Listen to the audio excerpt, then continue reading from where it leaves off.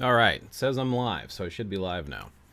So, welcome to yet another live. I see that we had a few folks waiting, so appreciate you all waiting around. I do apologize for the 1 minute delay, but now that we've got started, let's go ahead and get through. There's a couple things I wanted to talk about and discuss today. So, I want to be very clear with a disclaimer at first, and then I was going to read through some of the paths and some of the names that I wanted to at least address. Obviously, since this is a live, folks are welcome to bring up different topics or paths or titles or labels that they would like to as well. So I've titled this particular talk, What Should You Call Yourself? Labels have no meaning.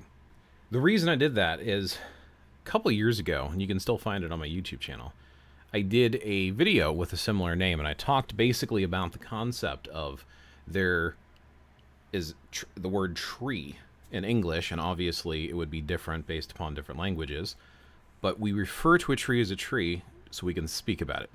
Doesn't change what the tree is.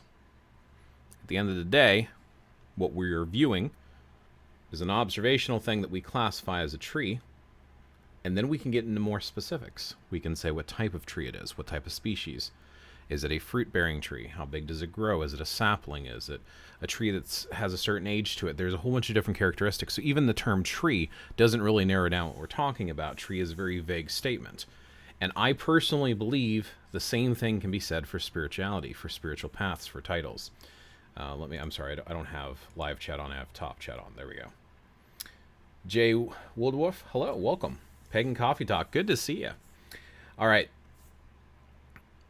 So I want to do a disclaimer at the beginning that I don't want to come across as if I am dictating, that I'm an expert, nor that I'm trying to discourage you from using titles or labels.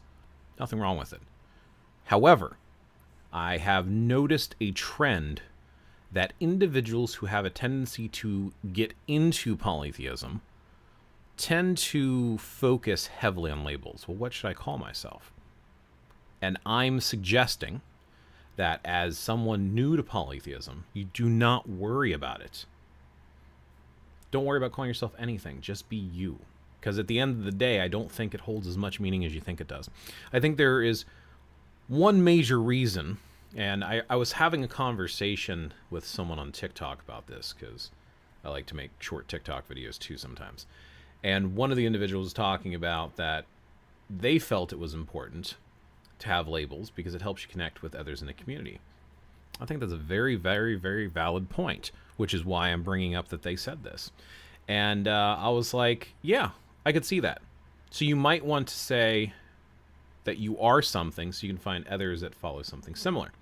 But this is where we start running into issues. If you have, for example, someone using the term witch, and they say they're a witch, and you meet someone else as a witch, you could have completely different practices. Completely. Could be unrecognizable as being the same path. Granted, usually there is at least some commonality, but you will have differences. And I think that's kind of my point. Jay Wolf said, hi, Knight Olswin. I do not see a Knight Olswin, so maybe someone else is there, but hello. And I don't want that to discourage people. And that's the other reason I think that labels are not that important, in my opinion, is because if you try to label yourself something, you run into someone else who uses the same label, but they are completely different than how you practice, then it's like, okay, so when they're out telling other individuals, this is what I do, you then have a disagreement over what that is, and now they're representing you. So if somebody else has had more exposure to their way of practicing, when you say it, they might put you in that group. That is the main reason I wanted to bring this talk and this chat up, is the fact that at the end of the day, I like using that phrase a lot, at the end of the day, or in a nutshell, I say that quite often. But at the end of the day, it's like, we don't fit into a box. So having a label for the complexity of the human spiritual journey makes no sense to me.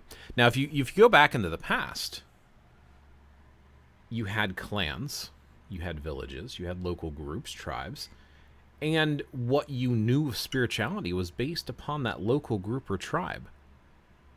So it made sense to a degree if you had someone spiritual in a local community to have some sort of label to denote that. You had someone who was a warrior, who was a gatherer, someone who crafted, someone who led the group, someone who was spiritual. That kind of made sense. Now, interestingly enough, though, I don't think it's as important back then either, because if you were in a small, tight-knit group or community like that, you knew who they were. I'll give you an example. Got my druid mug today for Dungeons and Dragons because I like Dungeons and Dragons. I had a friend who I was speaking with by the name, well, I guess I don't need to say his name. He was indigenous, born and raised, card-carrying tribe member, and I don't remember if he was, I don't remember what tribe he was from. I want to say Cherokee. Either way, I was speaking with him about this because he was in a polytheistic group, I don't know, 10, 15 years ago. This is quite a while ago. And I remember talking to him, and I was asking him specifically because a lot of English-speaking Americans like to refer to indigenous spiritual folk as either shaman, which would not be accurate, or medicine men. And neither of those is technically accurate because those are both English things. And I asked him specifically about it, and I was like, what would be like the name from your tribe specifically? Because, of course, I was looking for his own personal experience, UPG. And he said that for him and for most of the indigenous people he knew, they didn't have titles or names for what they did because you knew each other. You were family. You were a tribe. And he said the closest thing that he knew of in his clan or his tribe was pipe maker, is how it would translate into English. Part of this was due to the fact, if I remember, and I'm trying to remember back, this is all hearsay. This is not written down. This is a conversation I had with someone. So when I was asking him about the significance behind pipe maker and stuff, is he said that for them, tobacco was sacred, and it was a spiritual practice to smoke a pipe. And the pipe itself was representative, I believe it was representative of the spirit world because of the smoke that came off of it and stuff. And I guess you could smoke other stuff besides for just tobacco in it. But either way, it was part of their journey and it was part of their path. So the individuals who made pipes, that was their closest thing that they had as a spiritual practitioner. So it brings back the idea, likewise, that if you're in a small group or community. But today, we're on the online world of the internet, right? We have access to every different type of culture and tradition and people. So if you're trying to connect with other people online, it's kind of nice to find out who you can connect with. I get that. So I think there's two main reasons that I think it's worth bringing up a title or label for yourself, connecting with that community. If you are studying stuff and you are trying to really get into one particular culture or path, whether it be part of your heritage or not, you might want to find other people who are studying and researching the same thing. So that kind of makes sense to me. Greetings, Tara White. Welcome to the stream. So that kind of makes sense to me for looking for community. Then the other reason is you may be part of an actual group and have gone through official training. Now, this might be foreign to some individuals if they don't realize that they do have actual groups out there that you can get trained and certified in. Now, is it an official worldwide recognized certification? No, but it's part of the group. You know, if you go and join, I actually got 4 or 5 different websites that suggest that I have heard of, and one of them I've actually gone through. And I still haven't received the first certification, even after 12 years, probably 13 now, of working with the material, because I chose not to continue there because I like to bounce around and I don't like to box myself in to one path. But if you go through, like, let me give you an example. There are actual covens out there of Wiccans. Wicca was huge, very popular in the early 90s. I think it's died down a little bit, but it's still out there. So if you are a Wiccan and you're part of a Wiccan coven and you went through initiations and training with that coven, 100% call yourself Wiccan. That makes perfect sense. You are trained in a traditional path with a group. Now it means something. Now it's not just I'm looking for something to call myself. Now it becomes this is something that I went through training-wise. For me, I have no official training. I have family traditions, which I could get into in a separate live or video if folks are interested. And I have actually been part of OBOD, Order of Bards, Ovates, and Druids. And I have the Bardic material. I've had it for over 13 years. Now, I haven't technically officially finished it yet, but in theory, I could probably refer to myself as a Druid, or I could refer to myself as a Bard, or maybe a Bard in training. So that might apply. Most of the other stuff, like it's been a lot of self-discovery, and most of the information I have, I look for resources on, but it's mostly UPG. And I think a lot of solitary practitioners are like that. You got to realize that the New Age, and it is New Age, the New Age spiritual movement of today has been very much self-discovery, self-exploration, UPG, unverified personal gnosis, your own personal experience. So when I say UPG, that's what it means, unverified personal gnosis. The Dusty Dud. Hey, Blaze, glad I could make this live. I really enjoyed your last live topics you talked about. Hey, welcome, and I'm glad to have you. I'm glad you enjoyed the last one. So, sorry, I want to pay attention to the chat, and when I switch context, I need a minute to get caught back up on where I was going with my last train of thought. One of the reasons I like doing lives is I like to just freely talk, communicate, and then interact. Sometimes I get long-winded on my videos. I am still planning on doing videos, which we can talk about in a future live, or maybe in the community section, or you can join my Discord and chat with me there. But, as I was getting to, so, yeah, modern New Age stuff. So basically, a lot of this stuff is New Age, because you got to remember, there are practices that they did that were cultural practices that had the spiritual element of it. You got to remember those spiritualities that folks are echoing today or getting inspiration from, they had stuff that they did that we would not necessarily want to do today. And a lot of people like get really mad when they bring it up. You hear the term sacrifice. People freak out about that. That was very much part of what happened back then. Now, here's the caveat that's weird to me. Twofold. One, modern practitioners have used the term sacrifice and changed what it means to a degree. Sacrifice means giving something up. Actually, we'd even look up. Let's look up an actual official definition from the internet, right? Sacrifice. So sacrifice pops up on DuckDuckGo, and it gives a suggestion without opening it. It comes from WordNick. The act of offering something to a deity, or in proposition or homage, especially the ritual slaughter of an animal or person. A victim offered in a way. The act of giving up something highly valued for the sake of something else considered to have a greater value or claim. So, as an example, modern neo-practice of sacrifice could be writing a poem and burning it, having the only copy of the poem being what was written down. You were sacrificing that. You could craft or make something and destroy it, bury it, burn it, throw it out to sea. There's many different ways of sacrificing something to divine spiritual forces. Prayer is sacrifice of time. So sacrifice is not what a lot of people associate it with. Most people think it's animal sacrifice. Now, here's the killer for that. People think that animal sacrifice is barbaric and cruel. And everyone's like, probably on the edge of the seats, like, oh, where's Blaze going with this? When you are living in a time period where food is not in the supermarket down the street, you really think that those people just killed the animal and got rid of the remains? They ate them afterwards. So basically, you can think of the sacrifice, in my opinion, from what I've seen and from my research, the sacrifice they did in old times was ritualistic, but then it was part of the butchering process to then consume the animal afterwards. Today, modern Christians will pray at the dinner table. They're praying over a dead animal. To me, I personally don't see a huge difference between what was and what is today, other than the fact that we're shifting out of that. Today, we don't slaughter our own food. Most of the time. Some people might. But the majority of modern folks in the first world countries like the United States do not slaughter or butcher their own food. So the need to sacrifice animal portion doesn't make sense for us. And many of us have a connection with our animals that we don't like that idea. Some people don't care. They will always think of a cow as food.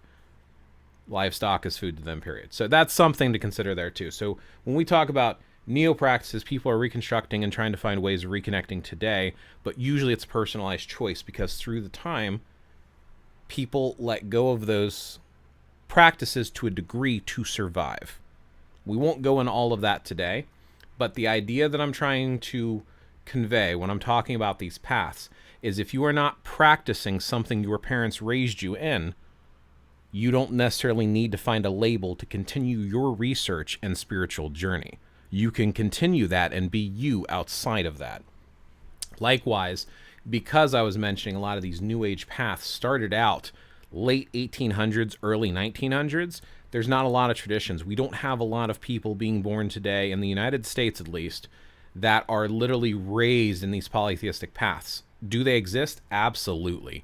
Because folks that were born in the 80s and 90s are having kids and could potentially raise them in that path. I have met people. I've met a third generation individual whose grandmother at least did it, and mother did it, and then she did it. So there has been people who have passed it down. I have family traditions that have been passed down. We don't have a name for what we do because my family, my parents, had identified with the monotheistic paths because that's how they were raised. But some of the practices they did probably wouldn't be approved of by most of the traditional churches, even in the faiths that they were raised in. So that's the other reason I'm bringing this up as far as labels not being important, in my opinion. I study traditional Wiccan.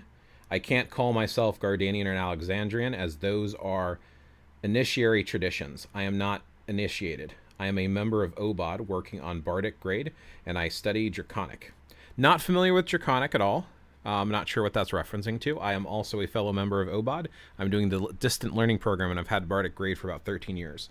Oh, wait, you were here when I was saying that part. But yeah, so fellow OBOD member. That's fantastic. I am just a pagan practitioner. Yeah.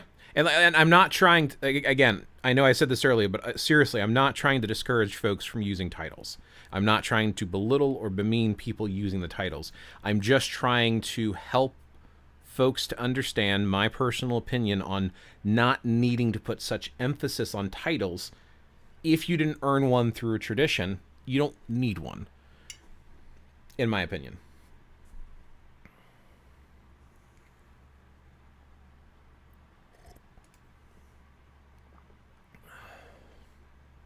Farm life is different. I think to a degree. I think as people, and this is my opinion, Pagan Coffee Talk, I think as people, we get very ritualistic in our behaviors. So our society we live in and our family that we live with, we do tradition. And I think for some, spirituality is very much ingrained in everyday life. I also believe wholeheartedly that many cultures of the past did have spirituality ingrained in everything they did on a daily basis. I don't think they separated it out. I think today as Americans we try to separate it out, but I don't think there's a need for that. Praying over your meal, praying when you're going through a hard time or even watching a sporting event, having that ingrained in the daily life and the daily activities, I believe it was part of that. Just my personal thoughts, but fair. Like I said, feel free to share counterpoints. You do not have to agree with me. Being part of my lives or watching my lives does not mean everything I say is gospel or written record. This is just me expressing my opinion based upon my experience. Hello there. I am Anish. I want to be a wizard. Are wizards real? Hello, Anish. Welcome. Welcome to the live. So, yes and no. And we'll talk about that. That's actually one of the many titles and names that I wanted to bring up. What is OBOD? OBOD is Order of Bards, Ovates... Oh, I'm sorry. Jay actually put it. Order of Bards, Ovates, and Druids. So back in the 50s, there was 3 huge names that you've probably heard of. Gerald Gardner, Ross Nichols, Aleister Crowley. It's either Crowley or Crowley. Aleister Crowley or Aleister Crowley. I can't remember how his name's pronounced. But you probably at least have heard of Gerald Gardner. Most likely you heard of Crowley. I don't know if you've heard of Nichols. The 3 of them knew each other. Well, a lot of people don't know that. And they were studying revival New Age spirituality, and they broke off and created 3 different distinct traditions. One of those traditions was Gerald Gardner with Wicca. Another was Thelmia with Aleister Crowley.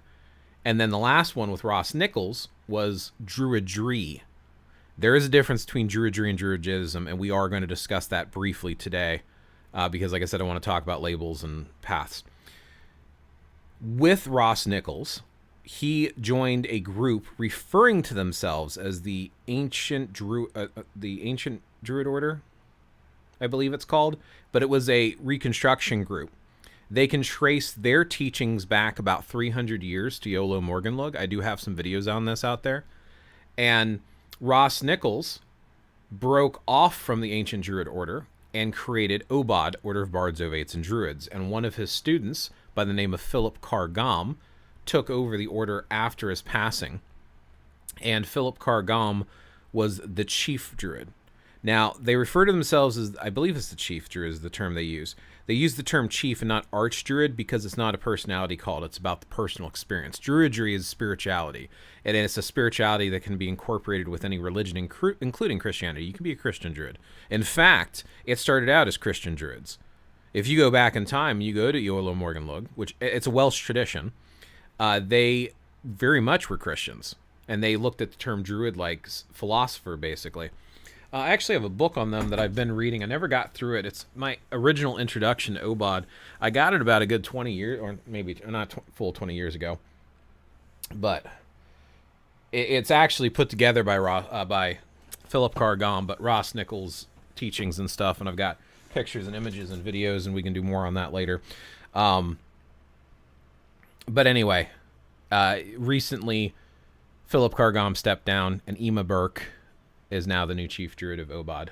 Fantastic group. Highly recommend them. That's one of the groups I want to talk about. In fact, let's go ahead and talk about some of these. But Anish, wizards are sort of real and sort of not. See, the term wizard, let me go over all the terms because I'm going to go through all of these.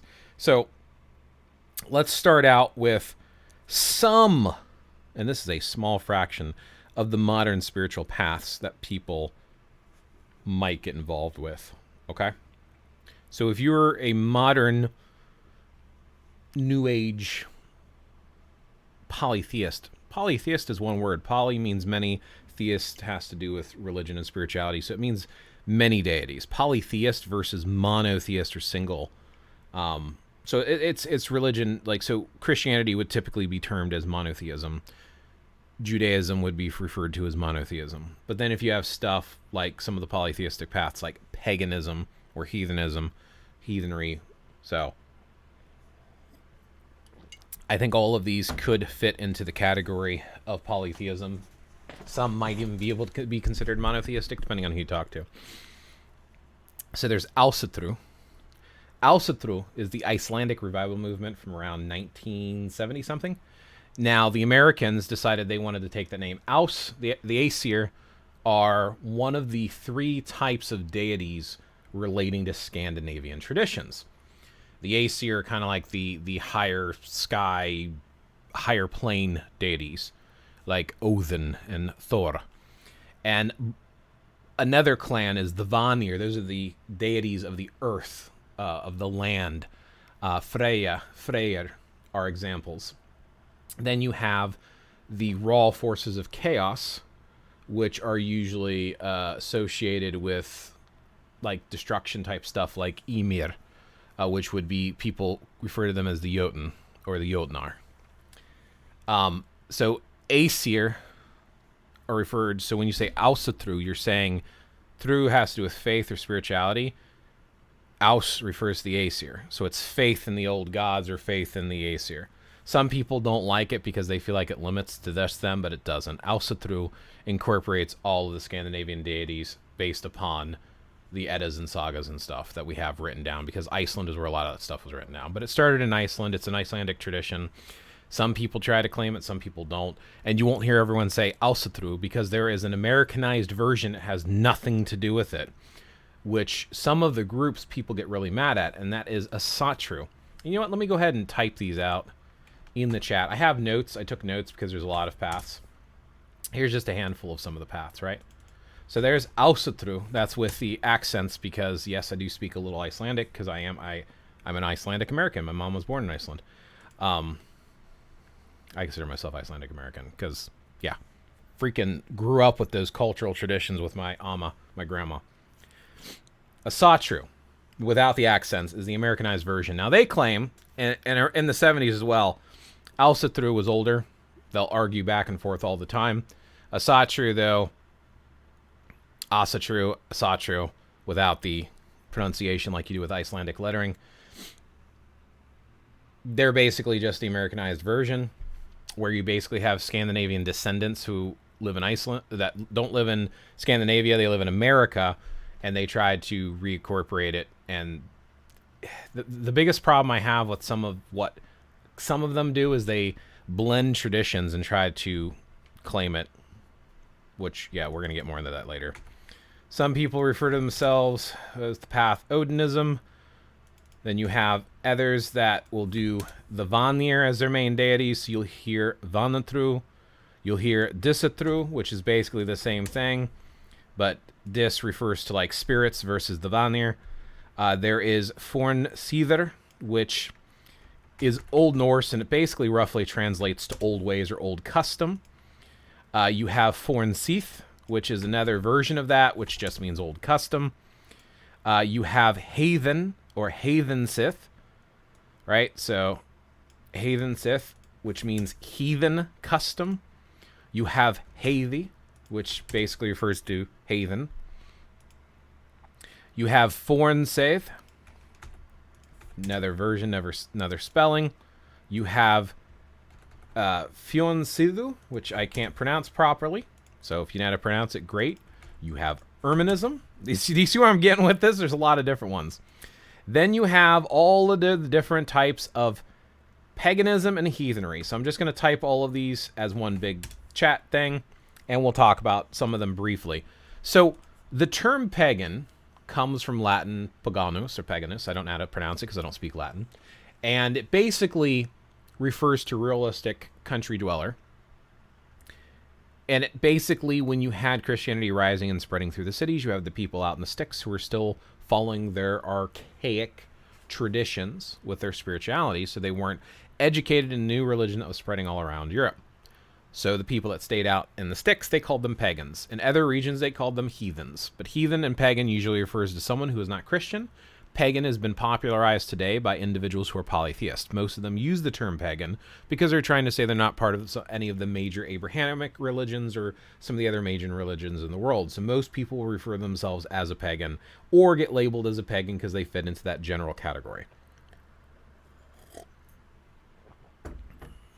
Oh, I'm sorry. Oh, okay, I did not know that, Blaze. Very interesting. Yeah, no problem. That's why I have these. Welsh-based tradition over at Obod. Yes. ADF versus Obod. I've done both, but I prefer Obod. I looked into ADF, Anfunktrain, or a Druid Fellowship. Anfunktrain translates into a Druid Fellowship. Anfunktrain is Druidism. Obod is Druidry, which we'll get into those in a second here. So give me a second. I'll get caught up. Let me finish with paganism first. So paganism and heathenism or heathenry. I've never heard paganry, but I've heard paganism. I've heard both heathenry and heathenism, and I don't know if there's a distinct difference. But both of these words refer to basically the same thing. Traditionally, I hear people in Scandinavian traditions referred to as heathens, but there is a uptrend of people calling themselves quote-unquote Norse pagan. Now, Norse is actually a language group, and it refers to a cultural time period in Scandinavian history. Technically speaking, if you look up the definition, it actually refers to Norwegian traditions, but people use it for that general area. When you say Norse, you're talking about the time period in Scandinavia when they spoke Old Norse. So if somebody calls themselves a Norse pagan, Norse heathen, Germanic pagan, Celtic pagan, whatever the case they're doing, they're trying to signify that they're pagan, which is a broad term umbrella, and they're making it still a broad term, but they're narrowing the search down a little bit. When they say Norse, they're talking about the Scandinavian regions, which we'll talk about in more detail in a second as well. So a lot of people tend to identify as pagans, and any of these could do that. And if you attack something in front of pagan or heathen, like I said, it's just to narrow it down just a little bit. The same thing could be true for Wicca and witchcraft. You start having different traditions of that, which we're going to get to in a second as well. So Druidry versus Druidism. Those are the two next ones that I was going to briefly talk about. So Druidry was actually coined by Ross Nichols, and what the Dree part refers to is a spiritual tradition that is not ingrained in religion. So you can apply it to any religious practice you do, or no religious practice at all. Obod encourages you to find your own spiritual path and to toss things in the lessons, the gwersi, which is Welsh for a lesson. They encourage you to toss things that don't sound right to you, don't feel right inside. Druidism was coined by Isaac Bonowitz. Now, I'm shaking my head because I've mentioned this many times before. Now, I will be very clear. Anfang Drain, ADF, which is an American group, they were started by Isaac Bonowitz. Isaac Bonowitz has had some very shady things. He did things very inappropriate with minors. He was caught. It is known. And ADF has nothing to do with him. But it was a group that was started. They learned a whole bunch of stuff, so they didn't fully separate. So if you join ADF, they completely condemn what Isaac Bonowitz did. The other things Isaac Bonowitz did spiritually had a good impact. There's actually, I have his book. It's called The Book of Druidry. It's very hard to get a hold of anymore. And Isaac Bonowitz is no longer alive either. He was married. His wife knew, and apparently he stopped a lot of... After he admitted to what he did and regretted it, apparently he stopped doing it. But I'm just saying there's a shady history there, and I've mentioned before that it's a shady history, but I'm actually going to call it out now. But Druidism is a religion. ADF teaches it as a actual religion, a pagan polytheistic religion, whereas Druidry and Obod teaches you a spirituality that you can practice by itself or with any religion. There are Christian Druids that have joined Obod. They even have a forum if you join and become a member, and in their forum there is a Christian Druid section. Now they block it off because they don't want any infighting, which is good for them. So if you're not a Christian Druid, you don't have access to those forum pages, so I've never been able to be part of them. I'm all about sharing with anyone. As long as you're not hurting people, I don't care what sort of mesh or mix that you do. Then you have witchcraft and Wicca. Let me get to these comments. My great-grandpa was half German and quarter Norwegian, so would be Germanic Norse. Yeah. Yeah. So from Germanian, from some of the Nordic, Scandinavian stuff. In fact, if you go back far enough, the Germanic traditions are older, and the Norse traditions are a break-off from the Germanic traditions, according to some. I actually have a timeline written down somewhere I could share with you if you're interested. But again, that's why there's so many different paths, right? So witchcraft and Wicca, both of them, and there's also, we'll get into that in a second. So witchcraft and Wicca, and these are the two big ones I have some of the biggest problems with, and I'll explain why in detail after I finish the list. Wicca, wow, it blended those as two words. I didn't realize it was going to do that. Wicca is based upon Anglo-Saxon traditions originally. Basically, it's British. And it is off of the old word, and you can look up the etymology, and I'll show you a lot of the etymology on these words and stuff like that. It's actually the etymology behind the word witch.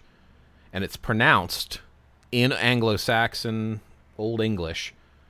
It was pronounced witcha and witche, which referred to a male and female wise person, spiritual practitioner.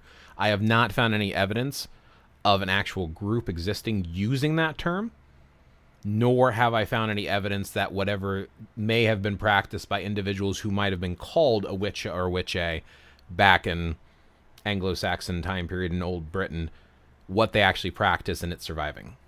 So I have no record of that whatsoever.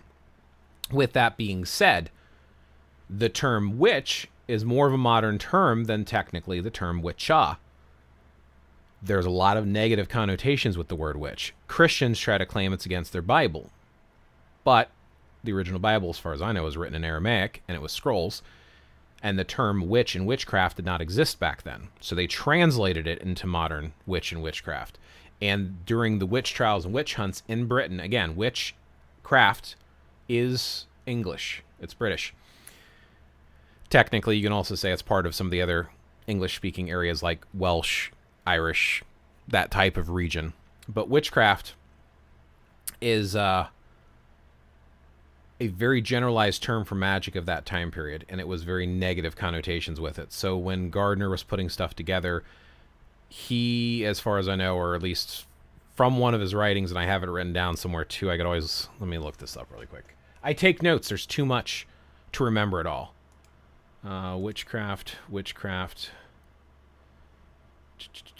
I know I've written down here one of the books that has the first time the term Wicca was used, and it was one of Gardner's books.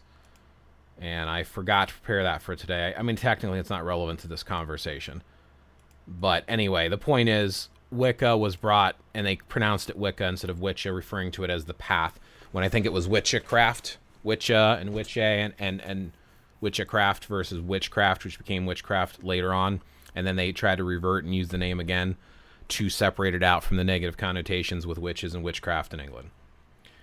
Then you have people who blend stuff. I'll save that one for last. It doesn't belong right below Wicca. I'll save the blending stuff for the end here. So then you have Italian traditions, which they translate this to witchcraft, or Italian witchcraft, Raven Grimassi. Streghera and strega would be an Italian practitioner of magic. Again, very negative connotations. So that's the Italian one. This would be out of Latin and things like that. And then you even have mysticism. And then you have shamanism, which is actually Russian.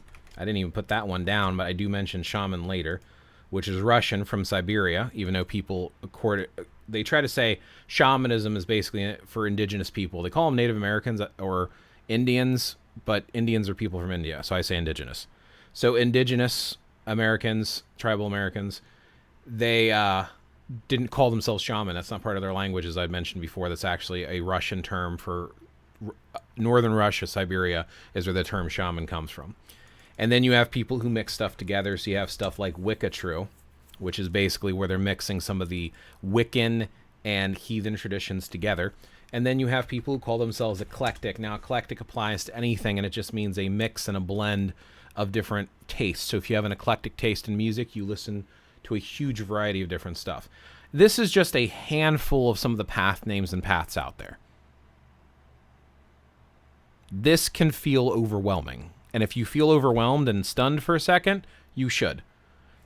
This is the problem with modern revival reconstruction stuff. Unless it is an actual group who is teaching you, who the F cares? Are you going to memorize all of this stuff? Have you met people who do all of this stuff? If you're experiencing your spiritual path and you're growing and you're finding what you need, you don't need all of this. There is a lot out there. And every time someone teaches it, it changes. So we were just talking about Wicca. Wicca's broken into multiple groups. Someone earlier was talking about some of them. Jay Wolfwood, right? So you said you study Wicca. You've done this before. But you don't call yourself Gardanian or Alexandrian, as those are initiatory traditions. Yeah, there's British traditional Wicca. There is Alexandrian Wicca, there's Cornelian Wicca, there's Dianic Wicca. There's all these different versions of Wicca because people change it. One of the arguments that I was not necessarily an argument, one of the discussions I was having on TikTok was someone wondering why is there a green witch and a hedge witch and a kitchen witch and all this different type of stuff. For the same reason. These terms are so umbrellic and so hard to narrow down to the specific tradition, they start losing meaning. Which is the next part I want to talk about. I want to talk about all these titles, and I've got a ton of links for them. Some of the titles I'm going to talk about, I'm just going to read them right now. We'll dig into them in a second. Wizard, Witch, Warlock. See, I did say Wizard. I know. Anish, if you're still around, I will talk about Wizard. Wizard, Witch, Warlock, Druid, Magician, Shaman, Medicine Man, Witch Doctor, Vitki, Volva, Gothi, I'm sorry. That's a G-Y. That's pretty pronounced like a Y. So, Gith. Oh, no, that's a... It's cut off, so that's a V. So it's Givya. Givya. That's an interesting one, which is the female version of a Gothi. Ausatruermen, Taufre Mother, Goldra Mother, Save Mother, Kona, Pagan, Heathen, Sorcerer, Necromancer, Geomancer, Elementalist, Strega, Medium Healer, Psychic, Psionic, Occultist, mystic. Those are just the ones I'm going to discuss in this one that I've at least heard before and researched, and I completely forgot. Monk and priest and Taoist, Buddhist. Yeah, I'm not going to go over all of them. I'm going to stick with the list I have because I grabbed some resources for some of these to at least discuss. Here's the point. There are so many different things to call yourself. You don't need to necessarily narrow it down. Blaze, is there a Welsh paganism? Yes. Yes, there is. Druidry and Druidism. The German Norwegian is my mom's dad's side, but my dad's side is Welsh. Just curious. So there's two parts to the Welsh traditions. So the first part to consider with the Welsh traditions is it's very close to England. Okay? No, I'm sorry. I said Druid for Welsh. Yeah, because there's some of the Welsh revival stuff. So the two that would be relevant to Welsh traditions would be both the Druid path and the Witch path, because both of them were from that region. When you talk about the Celtic lands, Celtic is a language group. So you're talking everywhere from Ireland, France, Wales, all the way over east as far as Germany. Like, there's a huge region, and I could pull up a map or you can do it yourself. It is a huge group of Celtic tribes. They didn't all have the same practices. Most people refer to them as Druid, and we'll talk about the term Druid and its origin and stuff, and the fact that it comes from a French word, and it is a modern term. It is not the original Old Irish or Old French word, even though it derives from that. So yeah, there's absolutely Welsh traditions. In fact, like I said, Obod, Order of Bards, Ovates, and Druids, is a Welsh tradition because of a bard from 300 years ago by the name of Iolo Morganlug, which, again, I have videos on my YouTube channel here if you want to check those out. Iolo Morganlug, that's his Druid name. Forget his actual birth name. But he was a Christian bard, and he recreated and reconstructed, like, the Druid's Prayer. I've got a video on the Druid's Prayer. He wrote the original version, and they've done versions of that since. He's known to have lied and forged stuff that's not actually authentic because he wanted to bulk up the material because of how much into it he was. But yeah, there's a lot of Welsh traditions. And some people like to take the Welsh traditions and call it witchcraft. There's even arguments that I've heard, and I don't remember where I read this, so this is hearsay. I can't give you a direct reference. I will always call that out if I don't have a direct reference. Supposedly, a lot of people have argued that witchcraft and Druidry are basically one and the same.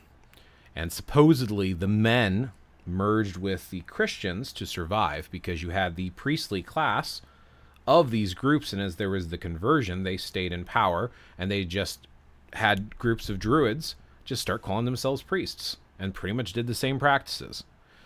Then the women were pushed out, supposedly, and went underground in hiding, so they would practice at night. And apparently, supposedly, according to some, skyclad, being naked, was a way to practice. So they'd be dancing around a fire, and if people came by, they would douse the fire and throw in their black robes and run away into the night. And it appeared to onlookers as these naked dancing women would vanish into the darkness, and would give that stigma of whole evil disappearing into the dark and being consumed by the darkness and all this kind of crazy stuff. So that's another reason why a lot of people say that the term witch only applies to females, because supposedly only females practiced it. There's arguments and debate over that, including the term warlock, but we'll dig into those in a few here as well. Blaze, what would Dutch Netherlands be? I am not familiar with neither the Dutch nor Netherlands traditions, so unfortunately I do not know that. As far as I know, none of the things that I have mentioned here would apply to that. I think the closest thing to that region would be some of the heathen practices. But that's pretty far removed from Scandinavian society, and it's definitely not one of the Scandinavian languages as far as I know. So I don't have an answer for you for that one. I'm sorry.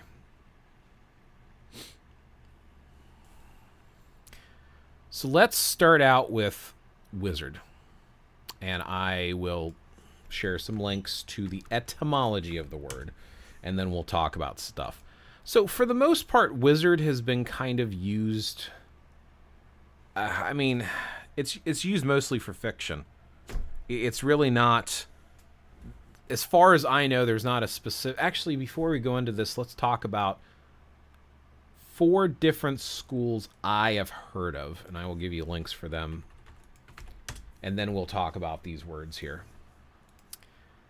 So the 4 schools that I've heard of, why do they group them together like that? If I put a comment, I need to paste them one at a time. Grey School of Wizardry has a whole eclectic mix and mesh. They're basically trying to go off the hype of the Harry Potter series. It is actual spiritual stuff, modern spirituality. It is a combination of different practices. You can kind of pick and choose your courses, but they're trying to give you the feel of similar to that aesthetic. Oberon Zell is the one who ran it. Oberon Zell is the guy, and just so you're aware, I don't think he's alive anymore. He's the guy who basically did bad things to goats and made unicorns. You can look them up. They actually created a unicorn by taking baby goats, surgically taking the nubs that would eventually become horns and putting them together. So their horns, when they grew out as a single horn in the center of their head. And then they shaved their fur to give the appearance of what you would expect a unicorn to look like based upon fantasy material. I'm dead serious. This guy did this. You can look up.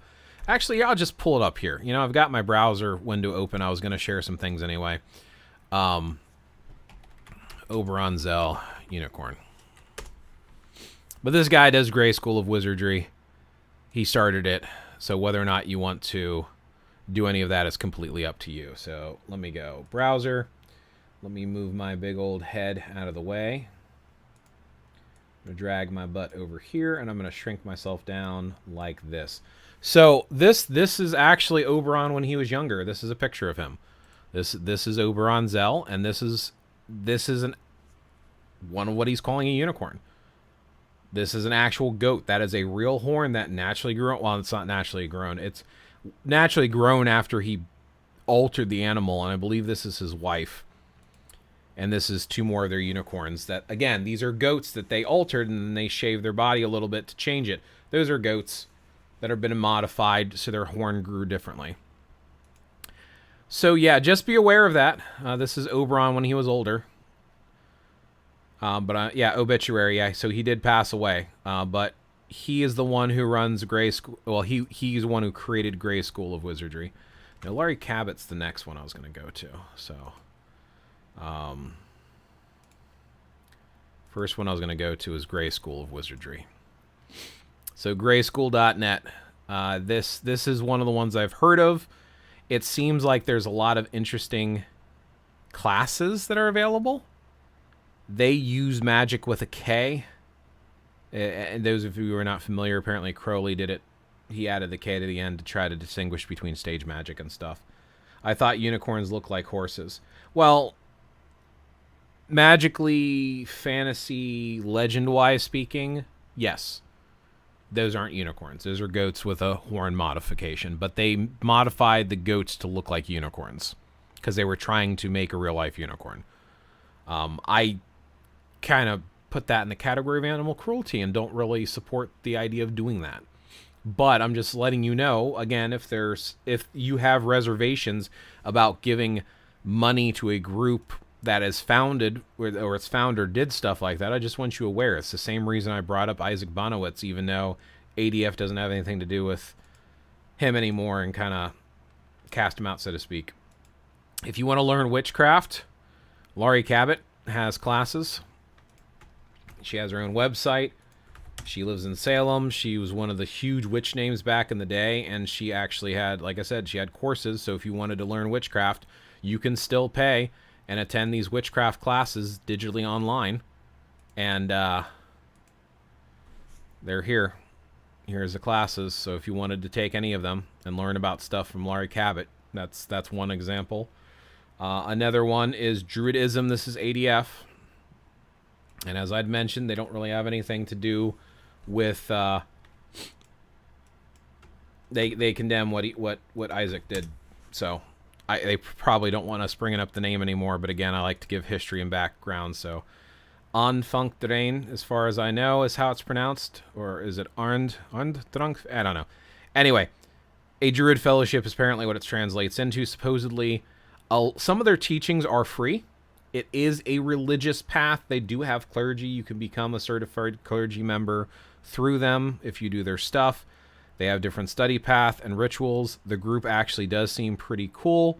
It's got a lot of interesting membership stuff, so definitely at least worth checking out. So if you have any interest in it.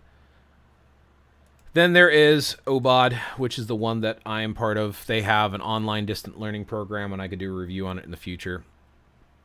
This is from one of the Guerci, and this is the Animal Oracle, which I also own. I'm a huge fan of their material.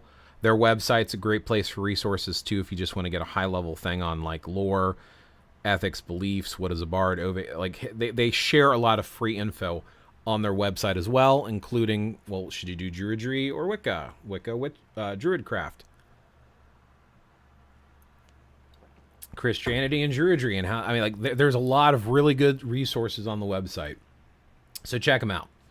OBOD is one I would 100% endorse. That's why I joined them.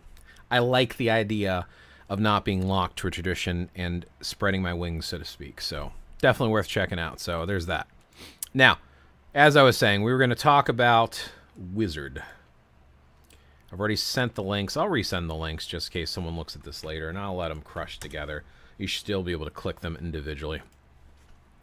This is just like the etymology behind stuff. Oops, that is not the window I was trying to open because I sent it to there, so I had to go there. So here we go. Let's try this again. So here's just to give you some research on the background of the words based upon dictionary type definitions. So etymology online, I love this site. A lot of people don't, and it's fine. Basically, it takes dictionary definitions, and they're kind of vague and iffy. I also like Wiktionary, which does similar things, and it breaks down some of the etymology behind the word as well. The reason I'm bringing this stuff up, and Anish, if you're still around, here's your answer for your wizard thing. So wizards, as far as I know, this is my own hearsay, own personal experience, don't have resources for this portion. Wizard has mostly been used through fantasy books, fantasy games. When the term wizard was applied, it is someone who is using the term to signify that they are a magical practitioner and practice wizardry. I feel like it's a very generic term, and there's not specific training on it. So I don't know if it blends with a specific tradition. According to the sites here, it started around the 1500s, which would be the 16th century. Over here, I believe it says 15th century, which would be the 1400s. They even say early 15th century at that. Philosopher sage is the way it was used originally, because it comes from Middle English wise, and then they add ard onto the end. So it's basically a person of wisdom is essentially what it's referring to. I do like these particular definitions that they share here. Someone, usually male, who uses or has skill with magic, mystic items, and magical and mystical practices. This is the term I'm most fond of. If I was ever going to use a term for myself, wizard is a very tempting one. One who is especially skilled or unusually talented in a particular field. So you can be a whiz or a wizard at playing sports. A computer program. You have a computer wizard. Apparently on the internet, one of the administrators of a multi-user dungeon. Obsolete. It used to be a wise man, a sage. I do like that definition as well. Definition 1 and 5 appeal to me. Apparently for a while it was an internet slang for a virgin over the age of 30, most often a male. I was not aware of that one before I had looked it up here. So very interesting, some of its origins. And again, you find similar things over here as well, and you'll see that like in 1550, so it became more distinctly used in 1550, which would make more sense with the other one saying in the 1500s, the 16th century. So the distinction between philosophy and magic was blurred in the Middle Ages. This is important because many times I bring up sources and origin for magical practices, and a lot of them come from this time period, from the Middle Ages. And they were written down by Christians. A lot of the practices that are done today are straight up from books written by Christians with prayers to God in them. You need to be aware of that. People try to ignore that fact, but that's where this stuff comes from.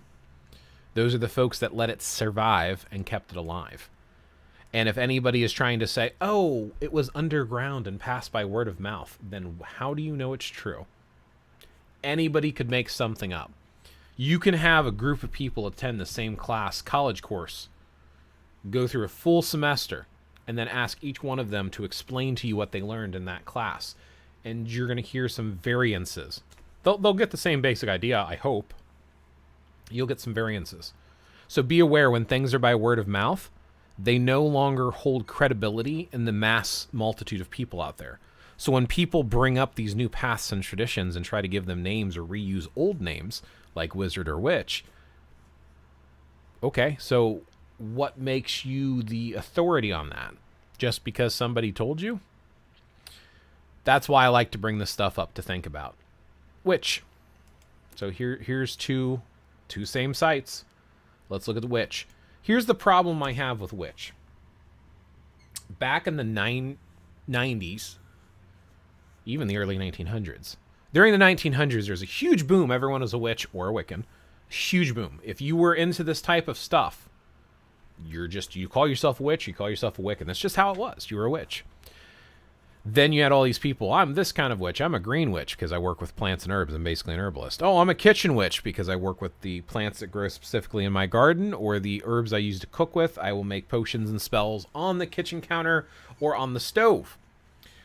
I'm a... What other kind of witches were there? Oh, yeah, I'm a white witch. I only use positive white magic because it protects and heals, and I don't do anything negative like curse or hex. Magic is magic. It's not white or black, but some people call themselves a white witch. What else? A hedge witch. I'm a hedge witch. I'm not part of an official grove or coven, and I'm not classically trained. I don't go out to the forest and woods. I go out to the hedges in the backyard and meet off to the side. So I'm a hedge witch. So they started to separate things. You know, sometimes they call themselves a solitary. Sometimes they refer to themselves as a high priest or high priestess, depending on which coven they were part of. A coven is a group of witches. But ask any person who uses the title witch to describe what a witch is. You will find, and I will die on this sword, this is my opinion, this is 100% UPG, this is my personal interpretation, I have to be very clear on that. Witch is a generic term. You might as well call yourself a magician. It doesn't have a lot of meaning unless you were trained classically by someone, part of an actual group. If you are part of an actual group, cool. If you're not, if you're calling yourself a witch, what does it mean? Because no two witches will tell you the same thing. Usually the person using the term witch is just trying to say that they practice some form of spirituality that is specifically magical in nature. Because you'll even get arguments on whether or not they work with spirits, gods, or even atheists. Some of them describe themselves with definitions that sounds like they could be the same way you would describe a druid. They work with elemental earth-based magic. A lot of witches will use that term.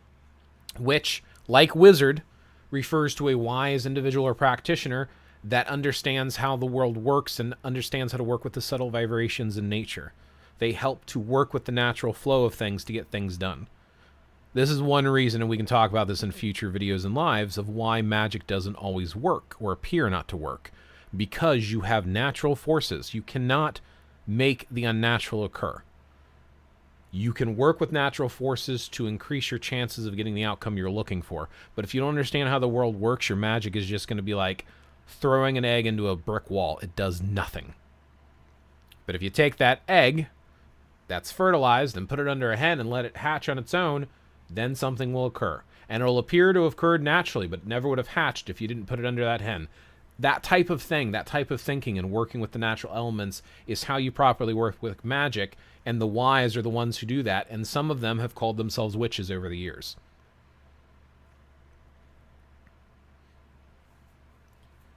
You are 100% correct on the word witch.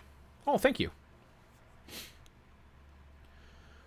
So, let's talk about witch, where it comes from, a little bit of its etymology and origin. So again, this is an English tradition, which drives me nuts because I hear so many people call themselves witch who have other traditions.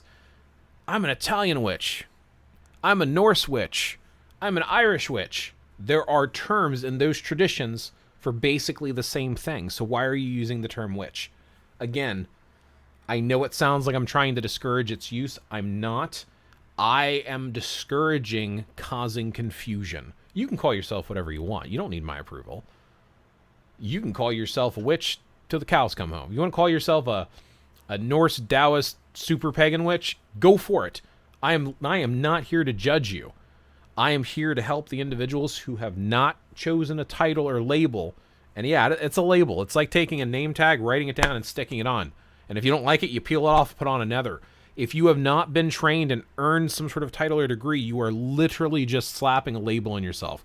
Call me this because I like it. So I'm trying to give you some information that if you're using a word, what kind of people you'll draw to you, and to really get you thinking of, is this the word I want to identify with and why? Because I don't think there's value in locking yourself into a specific path, especially if you don't have a regular course. OBOD could give you 3 years of one class per week. Every week you could go through full 3 years of study if you rush through it. Like I said, I've had this for 12 years. And each lesson a week. So if I wanted to call myself a bard or a druid, I have something that shows me how to do that according to OBOD's tradition. Versus me just saying I'm a druid because I like druids. But both of those people have just as much right to call themselves a druid because it's not an organized path. This is mostly a solitary self-growth path. So witches, right? From Old English, this is what I was talking about here. Witche. This is witche. It's not pronounced Wicca or Wicca. It's witche. And I think somewhere down here even shows you how to do it. I had to look it up because I didn't know how to pronounce it either. But female magician or sorceress. Just like I'm saying, you could just use the term magician if you wanted to. In later use, a woman's supposed to have dealings with the devil or evil spirits. This is that negative connotation in old school. They blamed witches for everything. In fact, if you look at some of the stuff that happened in America, in Salem, Massachusetts, so I don't even think it was Salem, Massachusetts where it actually happened. I think that's where people assume it happened. But most of the stuff, apparently there's weevils in the bread that was causing hallucinations and stuff. They were eating something that was causing them to see things and it falsely accusing people. Any of the witch trials that might have been semi-authentic probably happened in England, but not here in the States. Then there are, I know there's another one here with Wicca, which is Witcha. But there is a male and female version of this. And there's different ways that it comes from. In the Old English, there's also sorcerer, wizard, man who practices. So, yeah. This is the feminine version. Yeah, here it is, right here. Feminine version of Old English, witcha. Witcha and witche. That's where the term witch comes from. Man who practices witchcraft or magic. Because the term witchcraft, likewise, is used just like that. It's used like the term magic. It's a generic term. And if you're not following a specific British tradition, you don't need to call it witchcraft or call yourself a witch. Not that you can't, but there's not a need to. Witchcraft or witchcraft, right? Old English. Power or skill. That's all it means. You could say witchcraft's and magic. It's talking about power. You're working with power. I'm a duelist witch. And the Big Lebowski taught me witchcraft. I find it easier to say I'm a witch and or pagan to narrow it down to say I'm not Christian. Work with elements, magic, and casting. Ergo, poisoning was the cause of Salem. Oops. Ergot poisoning was the cause of Salem. Yeah, I had heard about that. That's what I was referring to, is whatever chemical it was in the bread. Apparently there's stuff they were eating, and it caused hallucinations. That was one theory. The other theory was then to just take people's lands. Let's look over here on Wiktionary. Like I said, always look up stuff. Like, there has to be a source for it. We'll get to a conclusion at the end of where I'm coming with all this and where I suggest going forward, especially if you're new. So the noun is from Middle English, witche. So this has the H in it, which is the way I usually see it pronounced. Then you see here with the accent marks. And here's the male version. Sorcerer, warlock, which we'll talk about warlock in a second as well. Then there's other possible origins from other words that it could have potentially come from. A person who practices witchcraft. An ugly or unpleasant woman. One who exercises more than common power of attraction. A charming or bewitching person. One given to mischief, especially a woman or a child. A certain curve of the third order. So yeah. And synonyms. Synonyms. He's saying it's the same thing. Warlock. A male magic user. Female. Wizardess. Sorceress. Thesaurus. Magician. So, there you go. But again, like I said, if you call... And like some of you were saying, I'm not saying it's bad for you to call yourself a witch. I'm not. If that's what calls to you and it feels right, call yourself a witch. I'm not trying to tell you to stop. I just, again, want you to think about it. And maybe now you have some information that backs up why it fits you. But then again, maybe you learn something and you choose to call yourself something else or nothing at all. Warlock. So this is an interesting one. People say it's the male practitioner of witchcraft. And I've had people argue to their blue in the face that if you are a male, you can't call yourself a witch, you're a warlock. Here's the thing. Not only does it basically mean oathbreaker, but for some people it is. It's a male witch, period. You can't be a witch if you're male, according to some traditions. So looking at some of this, it actually comes from this Old English word, where loga, traitor, liar, enemy, devil, right? Where is faith or fidelity, a compact, agreement, covenant. Where, when this shows where it comes from, is there's an Old Norse word which comes from, it means truth or solemn promise or vow. So the first part has to do with that, right? I don't know about the lock part at the end. Over here on this website here as well. Did I paste? I know I did witchcraft. Nope, I did not paste the I want to make sure I share sources. I know you can look all this stuff up yourself. It's important to me because, again, I'm coming at this from somebody who is interested and likes to study this, and I have theories that I'm sharing. I'm not coming at this to you. I was raised Roman Catholic until I decided that wasn't my right path for me. Then I started researching this stuff, and my mom was like, okay, cool. Let's go out and buy you a spell book. We went out, and I still have it to this day. I bought Scott Cunningham's Earth Power. I still have it right there on my shelf. That book, I got it when I was 13 years old. I'm 41 now. That book is almost 30 years old now. And found out there was family traditions and stuff, like I said. We kind of just did our own thing, but that's a different video. Point being is, I'm not coming at this as someone who's classically trained. I've had classic training in martial arts and Asian mysticism through my martial arts with meditation, Qigong, Tai Chi Chuan, and things like that. And I've had the OBOD stuff from the Distant Learning Program. I've had Reiki certification stuff, which I'm not a huge fan of. But most of the stuff that I've done is like self-exploration, reading and researching on my own.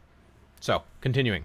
As a researcher, this is why I'm sharing you where I'm getting this from. What drives me nuts is when people try to tell you and dictate to you how these paths are used or how the name should be used, and it's all hearsay, and you don't know that.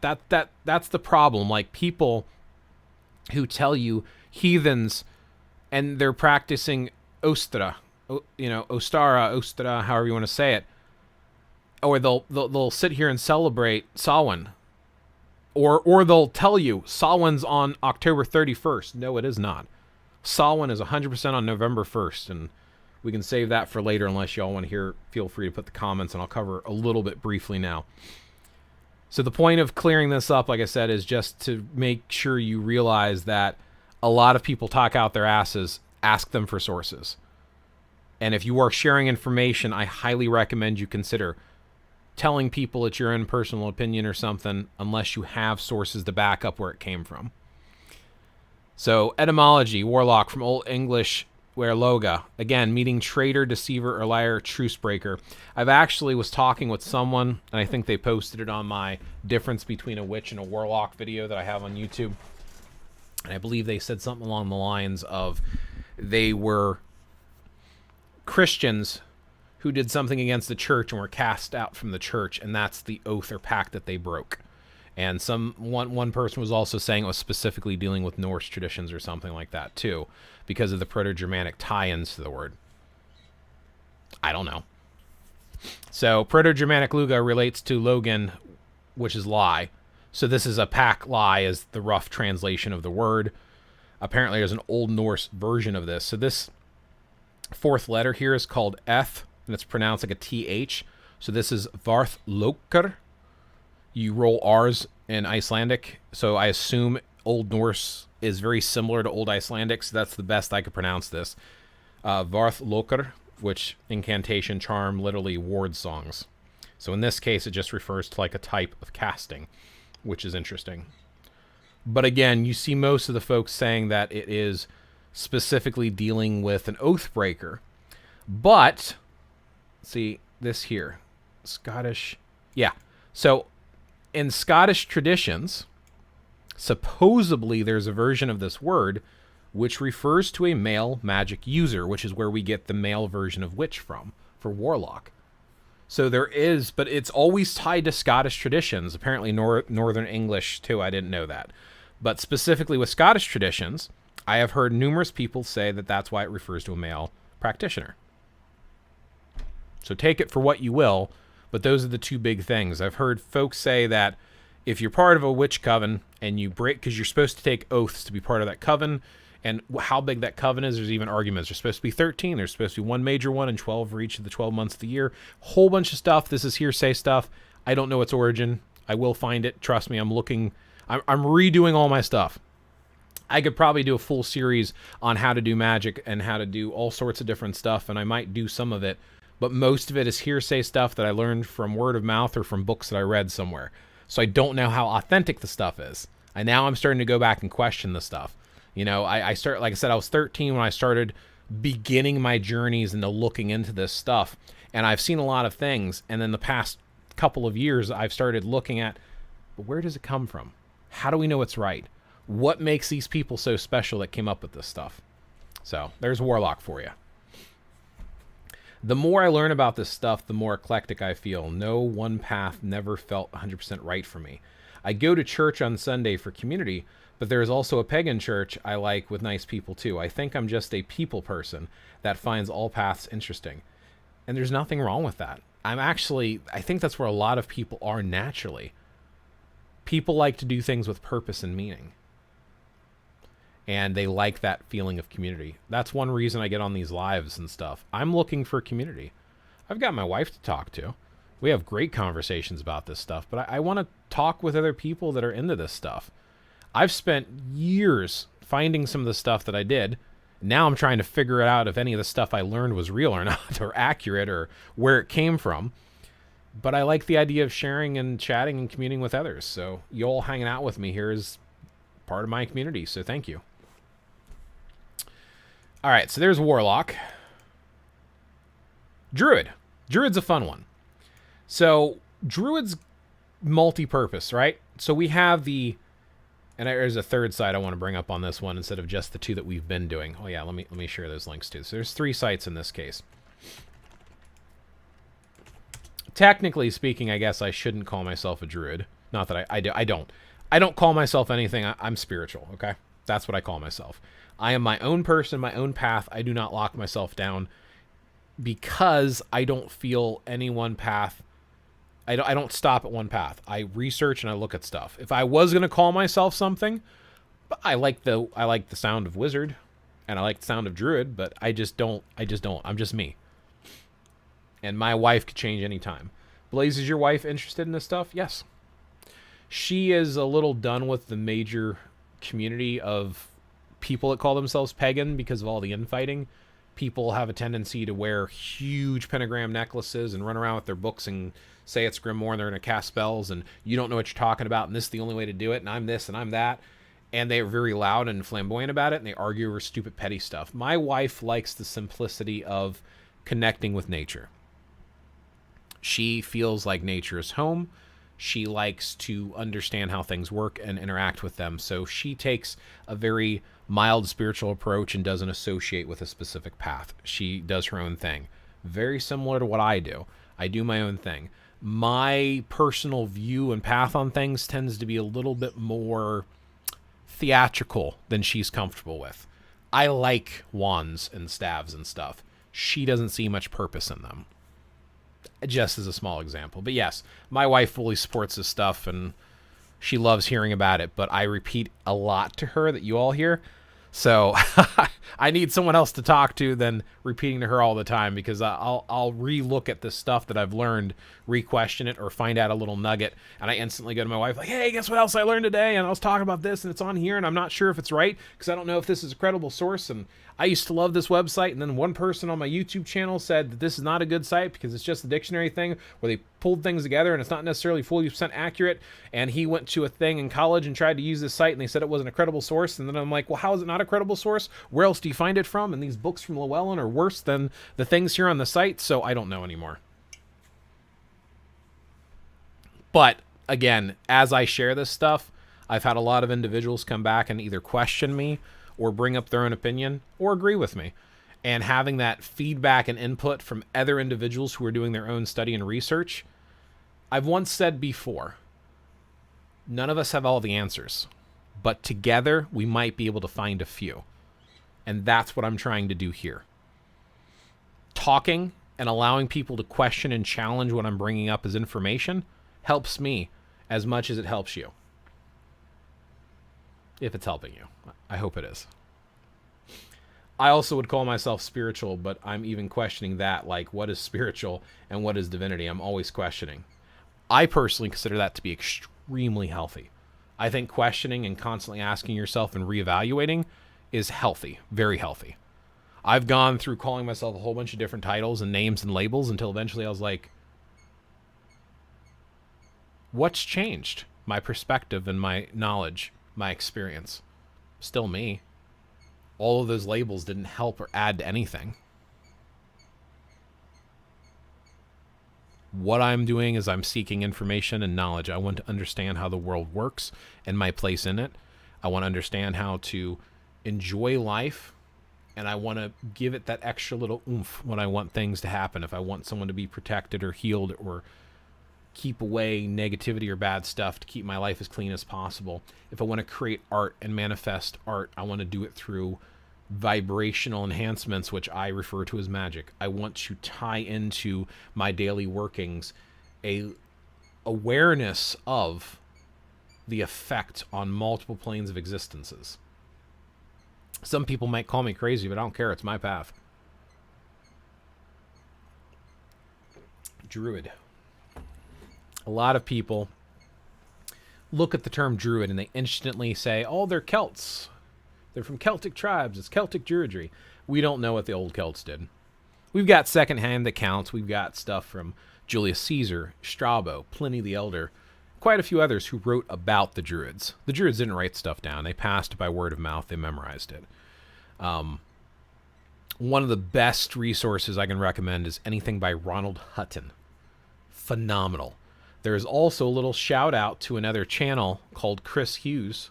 She has a channel that is phenomenal on some of this stuff. And the Christian monks wrote down the stories of Ireland and Wales and England that had to do with some of the stuff. Phenomenal resources. Back in the day, and you'll see here, the old Irish word for druid was not druid. It was druids. And I think I have it over here as well. Right. Yeah, here's mention of Julius Caesar here as well. I actually have his writings, the Gaelic Wars, which I can read right here. Proto-Celtic. Druids. Literally means oak knower. Proto-Indo-Uran, Doru. Weird. To see. Doru weird. The French word here, which I had to put into Google Translate because I don't speak French, sounds like druid, which basically we just say druid. Because remember, Gaul, which is one of the place, that was where Caesar was writing about the Druids, was in Gaul. The Gaulish Druids, a Celtic language speaking group, French would make sense. So yeah, so druid is a modern version of a term for these individuals. Early Welsh, druid, or druid, which means seer. Old Irish here, dree, which is druid or sorcerer, right? Dree. So it's like there's a lot of different stuff here that's tied up into the word druid. And here's another one. So I gave you a third one, ancient Celtic culture, right? Druid, member of the learned class among the ancient Celts. They acted as priests, teachers, and judges. The earliest known records of the Druids came from the 3rd century BCE, before Common Era. Their name may have come from a Celtic word meaning knower of the oak. May have come from, because we don't know. Very little is known for certain about the Druids, who kept no records of their own. Follows all the stuff that I've read and learned from Obod and read in other books. Druids and Scandinavian practices are my 2 main focuses. Scandinavian traditions and Druid traditions are the ones that call to me the most. Iceland, Ireland, those are the ones I spend most of my time on over the years. Those are the ones that feel right to me.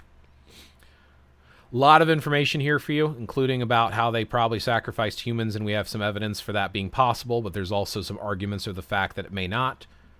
The interesting thing when it comes to Druids is you got to understand that the Vikings, Vikinger, which would be these raiders from Scandinavia, settled in Ireland. Dublin is a Viking settlement. The Druids apparently practiced in Groveland trees, so did the heathens. Scandinavian practices, they're very similar practices, which then gets you into the whole fact of what should you call yourself again? Because the similar practices are so similar. How would you define a Druid? Back in the day, the individuals we would refer to as the ancient Druids were very important in their clans. They were the lawyers, the doctors, they were the learned and wise individuals. So if you want to call yourself a Druid, are you a doctor, a lawyer? You might be. But are you a doctor and a lawyer and a judge and all of that wrapped into one? No. The term doesn't apply anymore. Neo-Druids, though, is a new thing. So how do they use Druids today? Apparently, this 300 years ago when they started reviving the name Druid basically meant like a philosopher, just like the word wizard did. So you can call yourself a wizard or Druid. It's basically meaning the same thing. And then later, it broke away from being Christian and started being used as a term to refer to someone whose main focus and study had to do with Celtic-like practices, Wales, Ireland, Gaul, and they were associated with nature, working with nature and the natural earth. That's starting to sound a lot like witch now. And basically reviving with these certain things that are more specific to a Druid over a witch or wizard is some of the things they might directly work with. The types of plants they work with, the sickle, made of bronze, not iron or steel, and mistletoe is huge, oak, the plant oak specifically. Druids worked with rods and staves specifically because it was part of their office, from what we can understand and know based upon writings. And they had 3 major groups. They had bards, ovates, and druids, and they were all part of like grades. And we actually have written record of people observing them that wrote this down. Again, secondhand accounts. But they memorized stuff. They worked with triads. They had a writing system known as Ogham. So those are the things that make the Druid path very specific and unique. I don't have stuff like that I can call out for a witch or a wizard. So if you're calling yourself a Druid, there are very specific practices that are specifically Druid practices. And maybe you're not doing all of them, so do you want to call yourself a Druid? Now, if you are, and you're adding them to their stuff, maybe it's something you can consider. But this is why Druid is more specific. And you'll hear here, one of the order of priests, ancient Celts of Gaul, Britain, and Ireland. Britain and Wales, I know, is different, but they're close enough to each other to have some influence, in my opinion. 1560s, from the French word druid, 16th century. From the Latin druis, feminine version being dras. I'm probably butchering the pronunciation on these, by the way. Compound word, a Celtic compound word of dru, wid, strong seer. From Old Celtic deros, truth. There's a saying, I believe it's Welsh, Iguir in ibid and erbid, truth against the world. So Druid is one that speaks to me a lot. But I don't like recycling old terms, so for me, I don't call myself a Druid. But I'm tempted. I'm tempted. Hey, Grassland G, good to see you. Labels aid in communication, but also lead to many misconceptions. Yes. I don't know if you're adding that or you're repeating what I said earlier. I'm not sure when you joined in, but literally said those, both of those. But yes, completely agree with you. Like how learning music theory helps players of different instruments communicate with each other. Yes. Blaze, did you ever felt like you had to pick on path over... To pick on path? Do you mean pick one path over the other? I felt that was in the past. I think for me it's growing up in Christian culture, saying things have to be one way. Previously, I have felt that way, which is the whole point of me bringing this video up, because once you get out of all of this woodwork, once I get to the end of this path, I'm going to wrap it up in the summary of what I would glean from all this information I shared and why it's important to, or why it's useful to just toss it and just be you. We'll get to that though. Pagan and heathen are broad terms I use in mixed company. I'd have to sit and converse face to face to really explain my path. I'm getting worse at online communication as time goes on. Same. I am very, very much more articulate. I've theorized on writing a book for years. I even created my own name for my own spiritual path. And I was going to write a book and guide people through it. And I'm like, you know what? I talk better. My freaking written word, I make typos and grammar mistakes left and right. I mean, even when I'm talking, I fumble over words sometimes. By the way, Dragon reading books. Here's my shirt. Sorry. Since we're talking about, you know, reading and sharing in books. So there's Druid for you. Magician.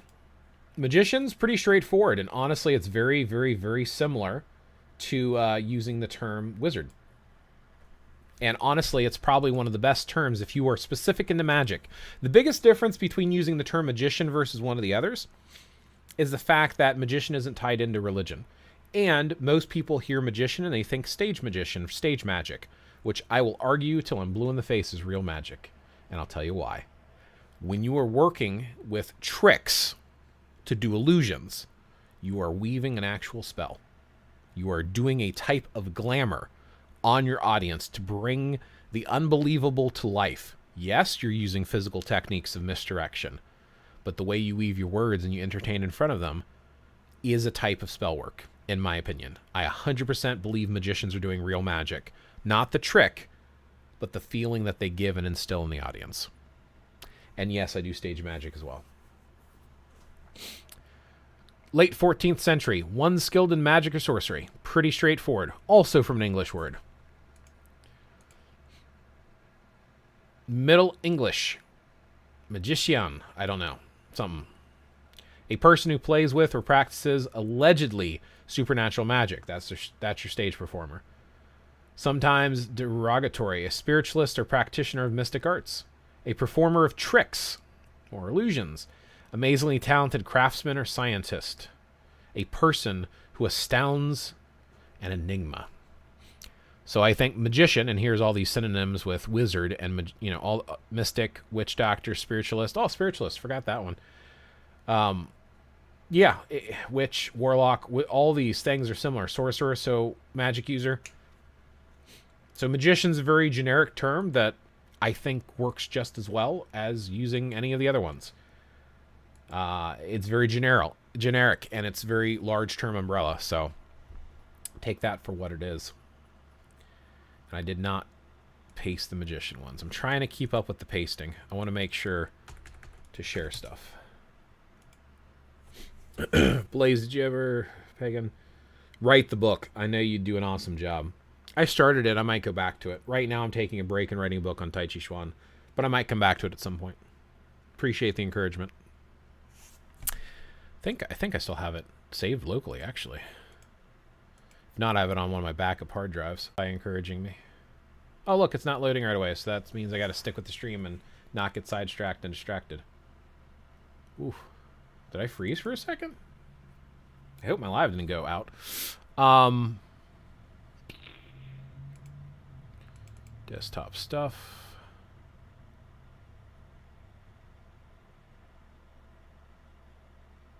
Under creative? No. Should have one that says user files, documents.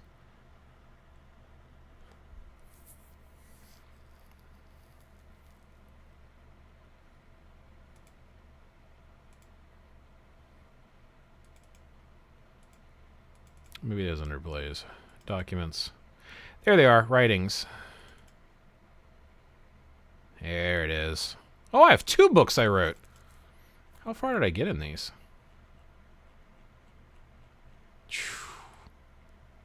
Not that far. This one only has 8 pages in it.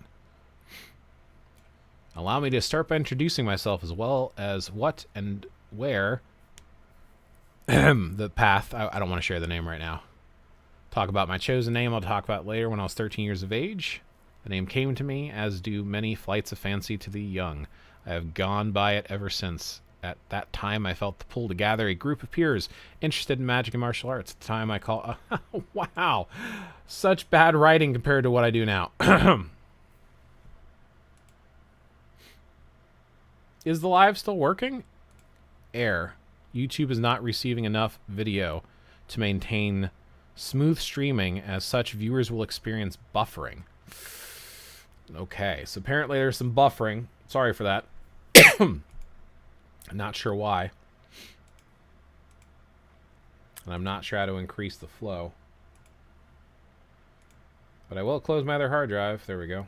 Okay. So we just left off with Magician. So the next one is Shaman. Let's talk about Shaman next.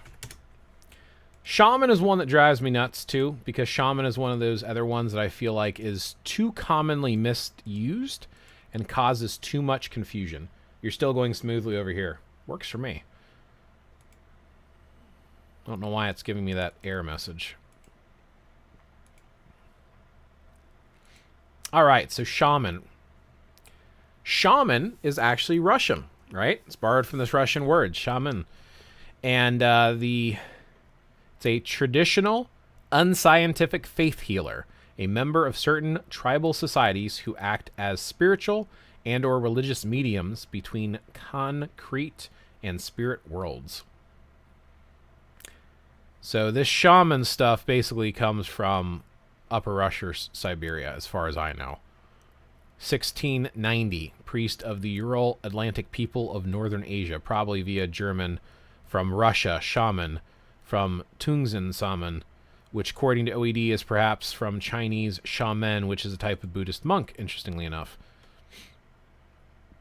I remember reading somewhere that it's specifically a borrow from Siberian practice. Shamanism, that's what it was.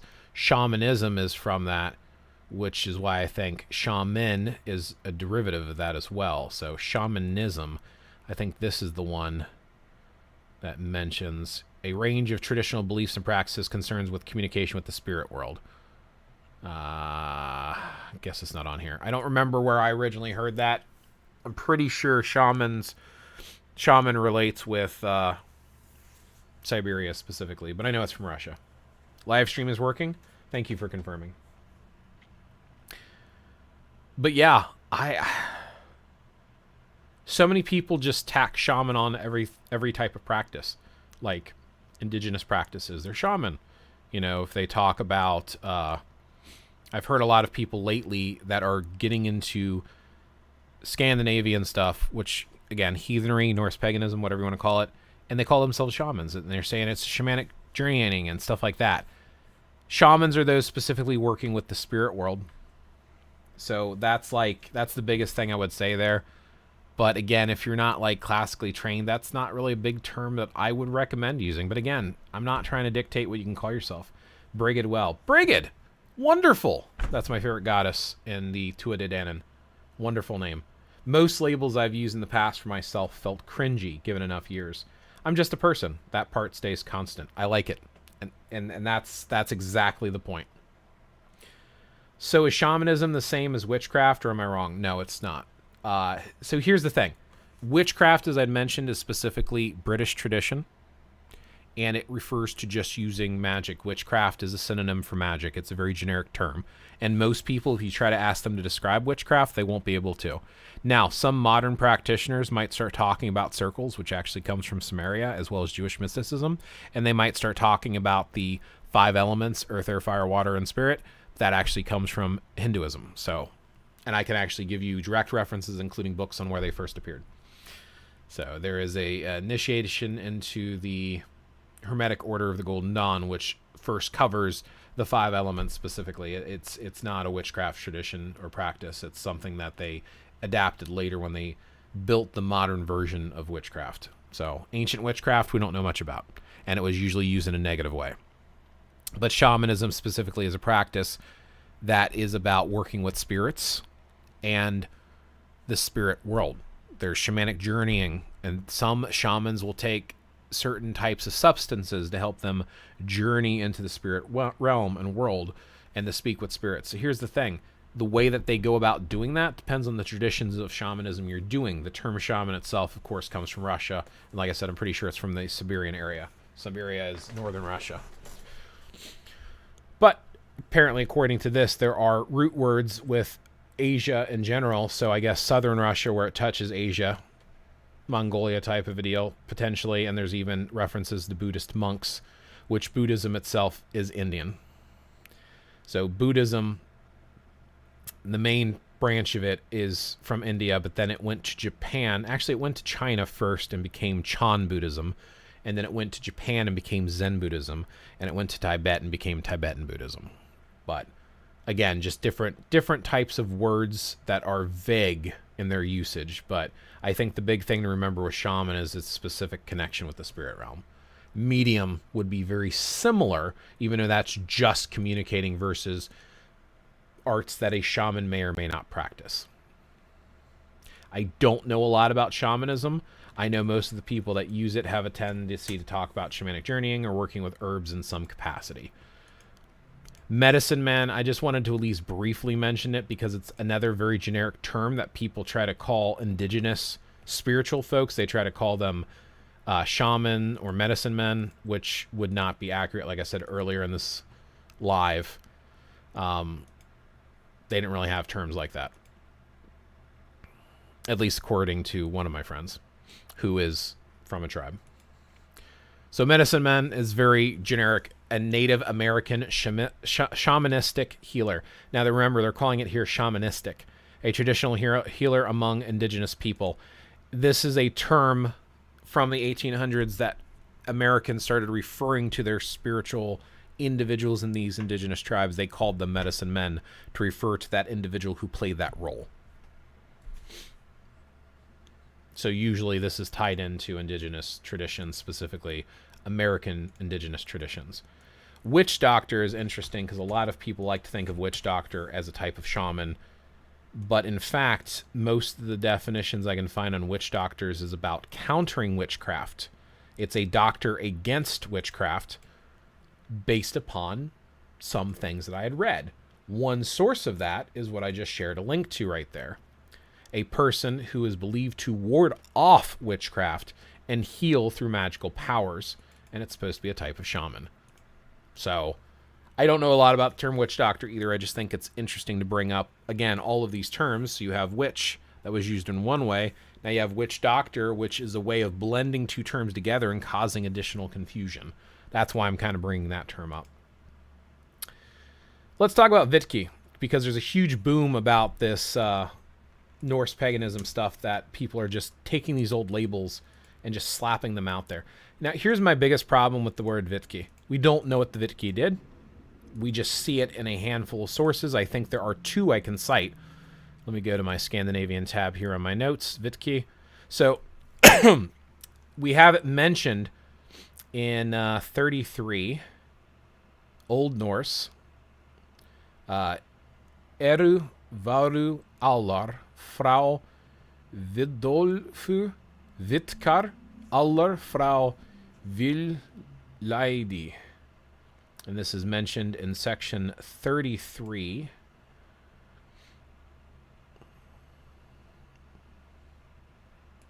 And I forget how they translate it.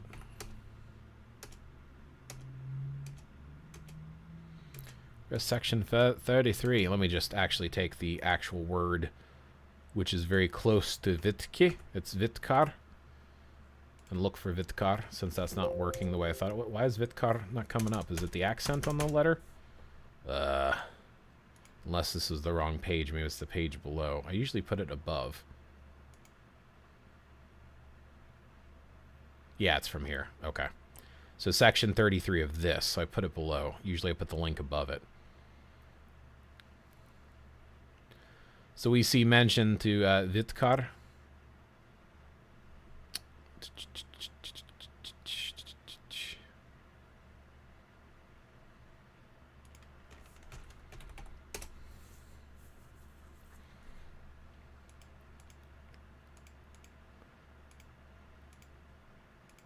Here it is. Yeah, 33. This is the exact section here. And you can always try to pop this into a translator. Like I said, it's not like ideal or perfect, but you can do like Google Translate. Not that this is perfect, but it gives you some stuff to mess with.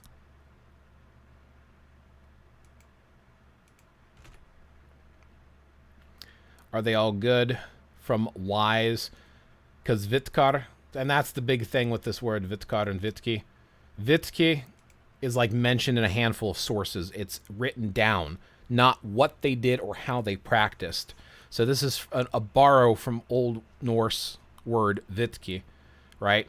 And it's a sorcerer in Norse heathenry. So it basically refers to like a wizard or a male practitioner. Poetic sorcerer. It's a poetic term of the sorcerer. And synonyms would be Galdra and Tofr. Tofr or Taufer is basically like making amulets or talismans type of a deal. Galdr is a type of vocal singing that was used in Old Norse. Again, it's written down of what it was, not how to practice it. And that's my big problem with folks using these terms, is they don't really say where they come from. They just kind of mention them. Well, I'm a Vitki because I do magic and I like Old Norse stuff. And it's like, okay, I mean, I'm not dictating what you can call yourself, but why? If we don't actually know what it's from. Vitkar, which was that writing that you saw earlier on that section 33, is the plural of Vitki, so Vitkar. So when I guess I can give you that source too if you want to check this out. So here from the old text, which I don't know how to translate properly, you can see the Vitkar talking about multiple Vitki is mentioned in this writing here. And then there's some other ones. There's something here about sacred text that was mentioned, and I also mentioned it over here as well. There's something in here, the Hindu Yoth. Oh, hard to pronounce some of these words. Oh, okay. So I looked up the Hindu Yoth because it supposedly has something about the Vitki here, and this is the sacred text about that document. Okay, so that's what it was. So it's supposed to be mentioned in here in this poem, is the other reference that I had for Vitki existing somewhere, and I don't remember where it was mentioned. I think...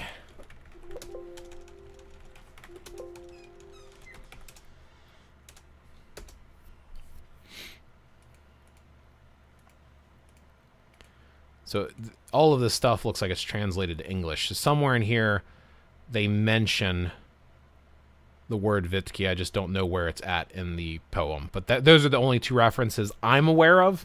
This particular place and the other one where the word is even mentioned. But that's all we know. And this is one of the reasons why, like, again, it's like people are so much striving to find a word that they're taking these old words that translate into something similar to what they're going for, but we don't really know what it means. Other than it's an individual, it's a wise person from old Scandinavian culture. And it's like, okay, but where's our evidence to any of that being used? Okay, now my document's freezing up on me.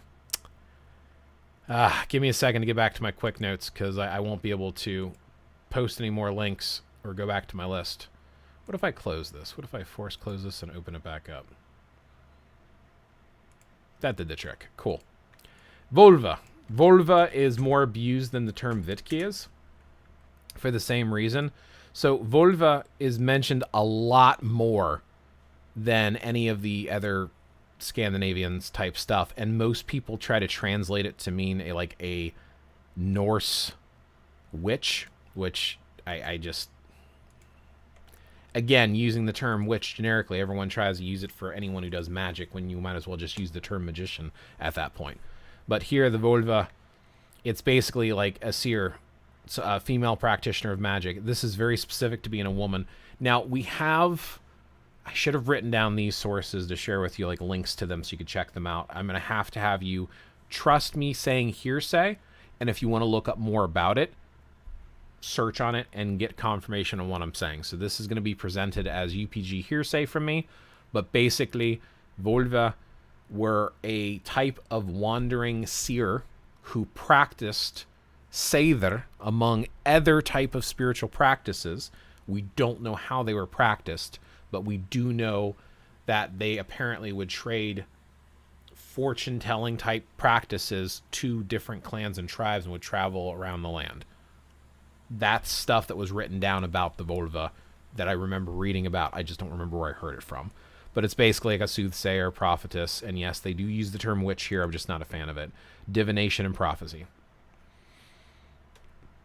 But some people try to refer to themselves as a Volva today. It's been revived, and I don't know. I just can't get behind it. The next one is Gothi. Gothi is very popular, and there is a female version as well, which is why I have the slash. I've got 3 different items in here that bring up the term Gothi. And again, this stuff would tie again more into the Norse Scandinavian stuff. And I will not talk about this as long as some of the other ones, kind of a high-level hit. Gothi basically can mean a chieftain, but it can also be a religious spiritual leader, which is why people use it today. So it's also considered a priest of modern Norse paganism, Norse religion. So modern individuals who do these Scandinavian practices are starting to call themselves Gothi because that was the term used in the past. And as I was saying, spirituality back then was part of everyday life. So the chieftain was also the spiritual leader. They were the leader of the clan and the tribe, but they were also the spiritual leader as well. That's why that term kind of connects and ties together, but that doesn't make it the same thing. That doesn't mean today you should go around and say, oh, that's basically a priest, I'm a Gothi. People do it. And so if you hear that term, that's what they're talking about. They're talking about North Scandinavian practices when they call themselves Gothi. Golda. So like I said, this is the letter F, E-T-H, F, and it looks like a D with a little slash at the top, and it's pronounced like a T-H. So it's Gothi. And then here's the female version. Githya. So the G makes weird sounds in Icelandic, and it depends on how it's positioned, so I have issues with pronouncing the G. So the Y here, it would be like an I, like Gith, and then TH sound for F, Gith, and J's are pronounced like Y's are in English, so that's Ya, just like the word Yow. So Githya, or Githyow. It doesn't have the accent, so I think it's Githya. I think that's the way you would pronounce it, Githya, which is the female version of Gothi. So a female chieftain, basically. I would translate it as chieftain before I would translate it as something else. Now, I'm going to briefly touch upon Elsa Thurman and all these other ones here. I'm actually going to paste this whole section. So in the Old Norse Scandinavian tradition, so we talked about Vitki and Volva. Those are 2 from Old Norse, but then you have more modern terms where people are basically using one of 2 terms. Maður, which means man, and kona, which means woman. So there are multiple practices in Old Norse Scandinavia that we don't know how they were done. I can't stress that enough. Talfr, Goldr, Seidr are some of the big 3. Seidr apparently was some sort of ritualistic performance that involved singing, dancing, and different types of stuff like that had to do with foretelling. It's something that a Volva would have done, for sure. It was a feminine woman in practice, so a man would not have done Seidr, and if he did, it was considered very emasculating. They would call the person who did it ergi, which is like calling someone a sissy or very feminine. It was a very negative connotation to practicing Seidr. Tolfr and Goldr are not like that. Goldr is a type of using your voice. Might have been singing, might have been speaking words. Interestingly enough, if you look at Gandalf from Lord of the Rings, Tolkien would actually used a lot of different historical evidence stuff to build his world of Middle-earth. And one of the sources he used was some of the Old Norse Scandinavian stuff, including all of the names of the dwarves, including Gandalf's name, are directly from poems from Old Norse.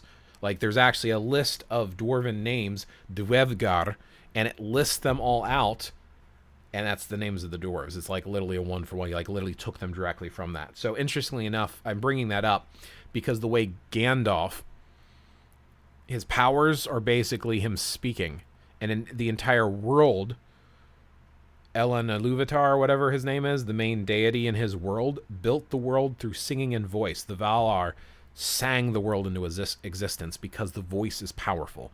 You see this today with people giving speeches and speaking, that you can inspire people, lift people up, or tear them down. The voice is very powerful. Galdr is a type of using the voice. So the reason I'm bringing all this up, and I'm going into too much detail, I'm sorry, is basically some of the names people use today is taking a practice and adding to the end man or woman. So Taufra Mather would be a man who works with Taufr. Goldra Mather would be a man who works with Goldr. Scythe Mather would be a man who works with Scyther or Sather. Saith Kona would be a woman who works with Sather. So that's why I'm bringing this up. I'm going to paste this whole section. I'm not going to open each individual section here, but I am going to paste... Oh, that is apparently too much to paste at one time. So I will have to separate that out just a hair. But let me grab all this stuff. So let me grab... Ásatrúarmenn is an individual who follows Ásatrú, specifically the Icelandic revival movement. That's not all going to fit either? Damn. I'm limited to like 200 characters, and it's yelling at... Oh, because I didn't delete all of these up here. Okay. Okay. So let me take this section first. That's still too big. Okay. Because I can't control Z. So I'll do this. I will paste this first. Ásatrúarmenn, which comes from Ásatrú's website, which is in Icelandic, which you can also translate. So as an example of at least that part... This is Ásatrú's website. This is the revival movement in Iceland. Okay? Ásatrúarferðir. They don't have distant training. It's local members only. And they mostly did that because a lot of people in North America, not everyone that did Ásatrú, some of them were starting to do practices that folks were calling racist. So they didn't want to be associated with that because they're very accepting over there. Those are the next two sites there. And then let me see if I can grab these two together for the Taufr Mather and Galdr Mather. And obviously you can look up these individual terms yourself as well. And then here is Scythe Mather and Scythe Kona. So hopefully that answers that huge section. I know it's a lot of different terms, but like I said, Norse heathenry, we're getting a whole bunch of these different terms today. Paganism, I don't think I need to look that up, or heathenry, because we talked about both of those, so hopefully I can just paste those below here. I don't want to go into great detail on those again, but basically in a nutshell, it comes down to your choice of do you feel more comfortable with the term pagan or heathen. I think they are the most appropriate two, in my opinion, because they're very broad spectrum. I don't like using it because I've noticed that some of the modern pagans tend to cause unnecessary drama. They attack Christians, and I think we should respect Christians. It's just all spiritual beliefs. A lot of them kept a lot of the stuff alive. Yes, there are some nasty Christians, but there's also some nasty pagans too. So I stopped feeling comfortable with the term pagan about a year or two ago. I used to call myself a type of pagan for years. Eclectic, mix and match. I used to call myself an eclectic pagan for years. I no longer feel comfortable with the term pagan. But for the definition of what pagan is, you know, I will pull this up. I will pull up pagan. I'll pull these up. I think these are worth talking about in a little bit more detail, at least the etymology behind the word. So the word pagan itself, like I said, it comes from the Latin word paganus, which means realistic, rustic, civilian. So basically people living out in the sticks. All the cities are converting, and the people out in the sticks aren't hearing about this new religion. They're doing their old ways.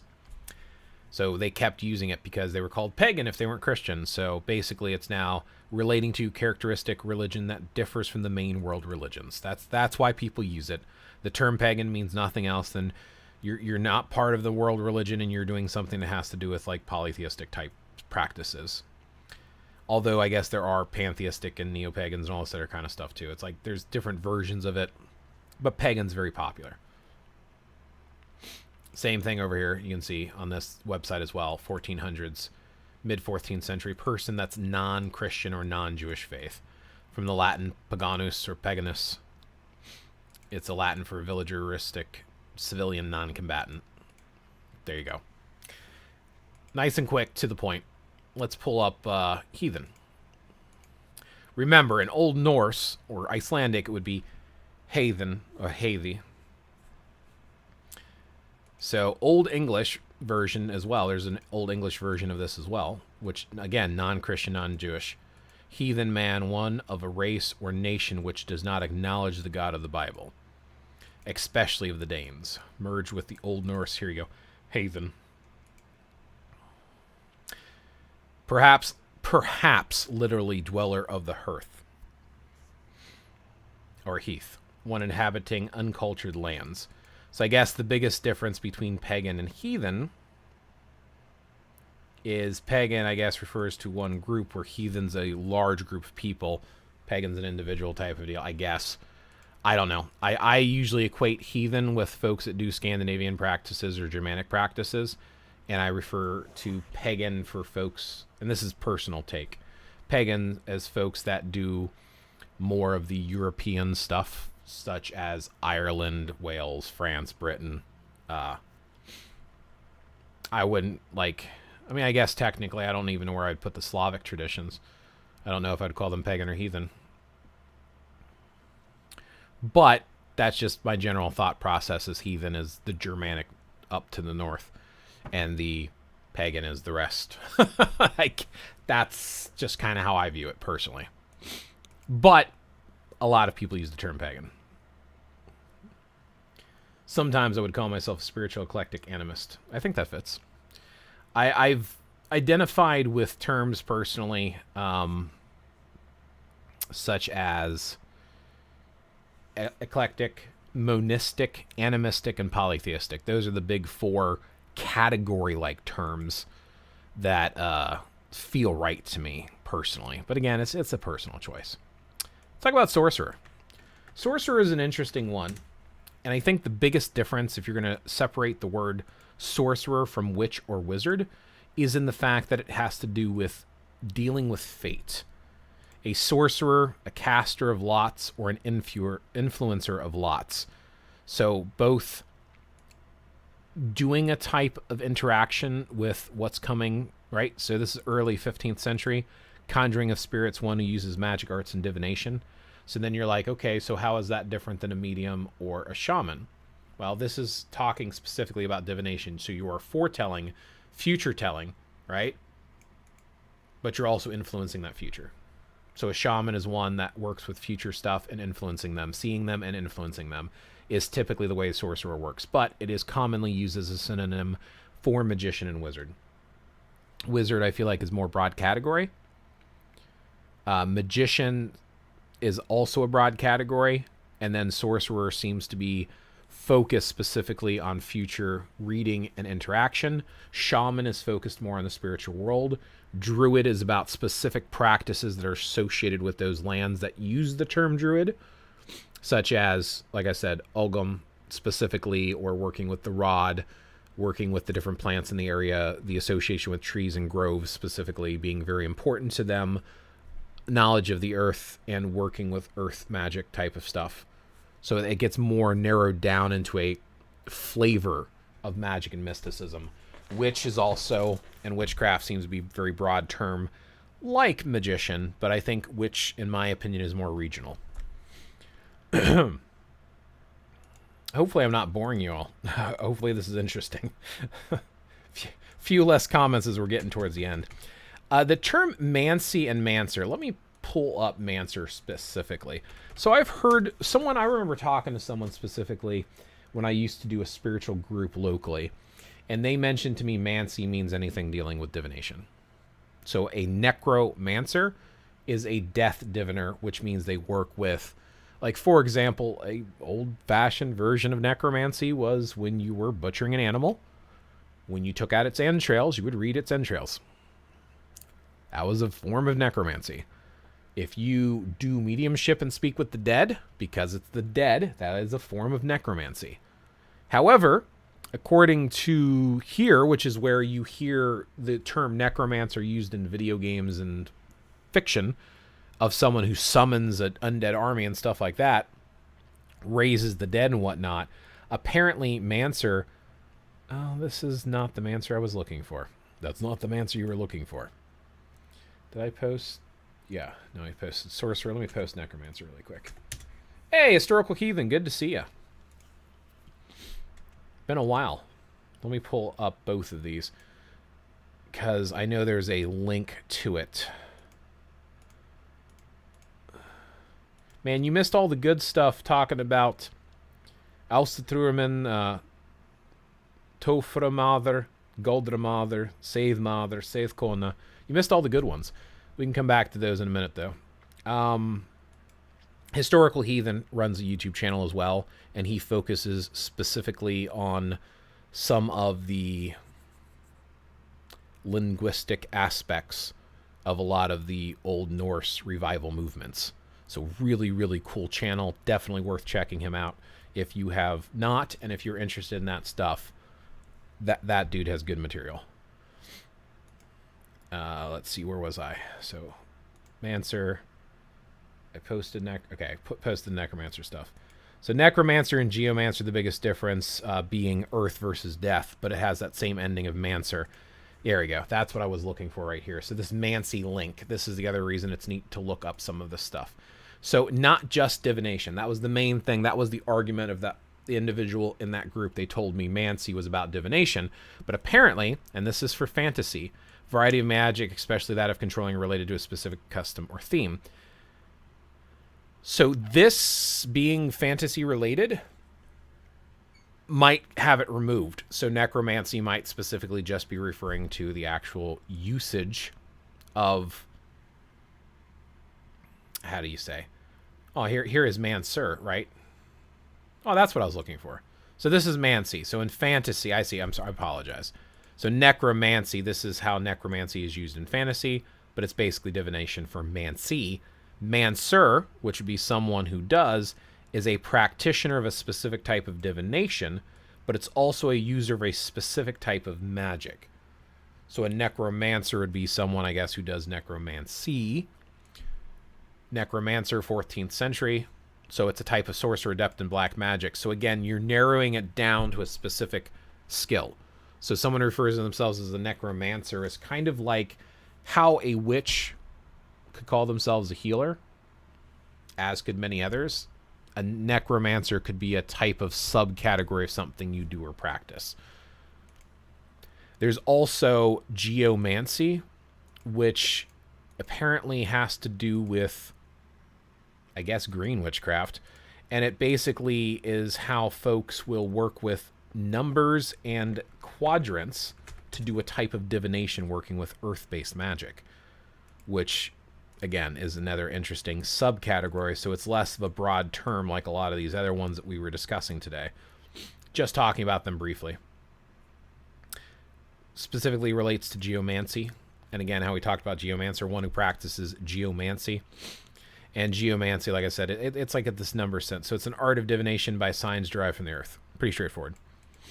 There is a book. I don't think I have it. I think my wife got rid of it. No, it might be that one there, Green Magic. I think his name is Richard Greer, but he does a book on how to make this like dot chart to do geomancy, which is kind of interesting. But it's more of a specific practice, basically, is what I'm getting at. Elementalist. Elementalist is interesting as well. They're all the same thing, magic plus person. Right. Blaze, are you going to be doing regular weekly lives again?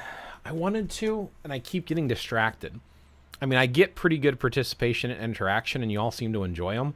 I would like to do them more often, and I wouldn't mind going back to occasionally having a live conversation with folks, too. Like I said, I like interacting. I like it when people question stuff, and I'm trying to get more of my stuff out there because there's a lot of stuff I've collected as far as New Age occultism goes throughout the years, and I'm trying to go back through all of it and re-question it. Historical Heathen, actually, is one of the people you can blame for my obsession with sources. Because even though I've always liked sources and finding where things come from, he started doing this series on TikToks where he was going in and talking about and showing the evidence of where stuff comes from to back up his perspective on them. And I'm like, that's a good point. We keep arguing as a society. People get drawn into these New Age paths, and we argue over it. Why are we arguing over it? It came from somewhere. Where did it come from? And then my mind started getting blown away by some of these origins of some of this stuff. And I just started digging into it. And that's kind of where I ended up here. Elementalist is what threw me the most, because apparently it's related to some of the modern heathen practices as well. Check this out, according to this one site. All right, so an advocate of elementalism. And the plural is elementalist. So apparently elementalism, the view of things that are constructed from similar elements, the theory that the heathen gods originated in the personification of elemental powers. So that's interesting. Just little side title there that you don't often hear from. Sather comes from a group of Proto-Germanic words, which means binding in a magical context, which comes from Ursula Dranke. Ursula Dranke, for those not familiar, definitely should look her up. She was a linguist and philologist specifically, and she translated a lot. And we have a lot of our modern translations come from Old Norse through her, as far as I know. And of course, Historical Heathen will correct me if I say anything wrong, because he is very versed in that area. Medium, healer, we don't need to go into details on that. And then the last four I wanted to mention was psychic, psionic, occultist, and mystic. In the fact that the point I'm trying to get to by bringing up all this stuff, all of these different paths that we talked about today briefly, all of this different, well, there's this path and that path, and what do I call myself?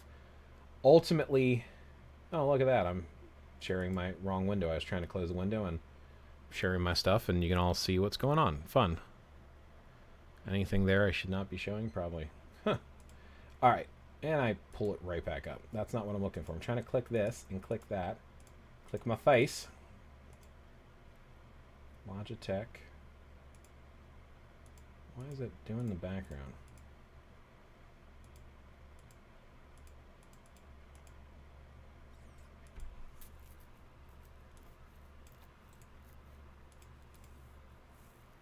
All right, give me 1 second here.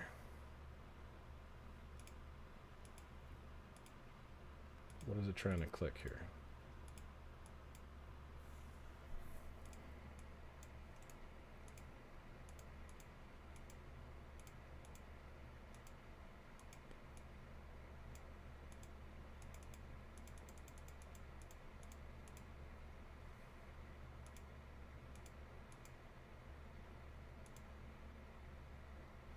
So what are you doing today? Well, I'm doing dead air. I'm trying to move my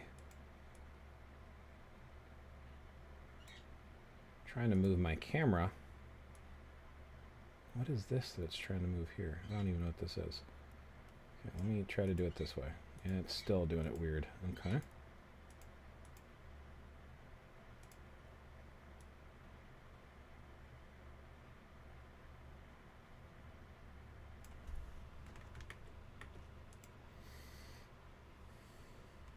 Very confused right now. Trying to move my camera and my camera's not moving. Usually I can slide my camera around like I did at the beginning of this, and for whatever reason it's not letting me actually click on my camera and move it. So I will leave myself in the corner here, I guess, for the remainder of the video.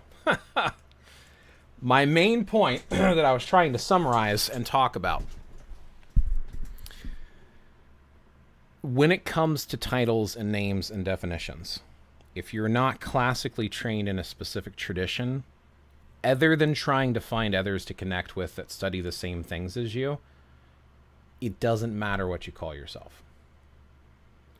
As humans and as a society we're in, we grow up in regions, and the way that we are raised and the society that we interact with is going to have an influence and an impact on how we view the world and interact with it. So if you have family cultural traditions, then it might make sense to use specific names or titles. But you're still you. At the end of the day, calling yourself a witch, a druid, a shaman, a psychic doesn't change what you are or what you're trying to accomplish. And if you are only going to study one specific path, okay, fine. But is that really what you're trying to do? What are you looking for? What are you seeking?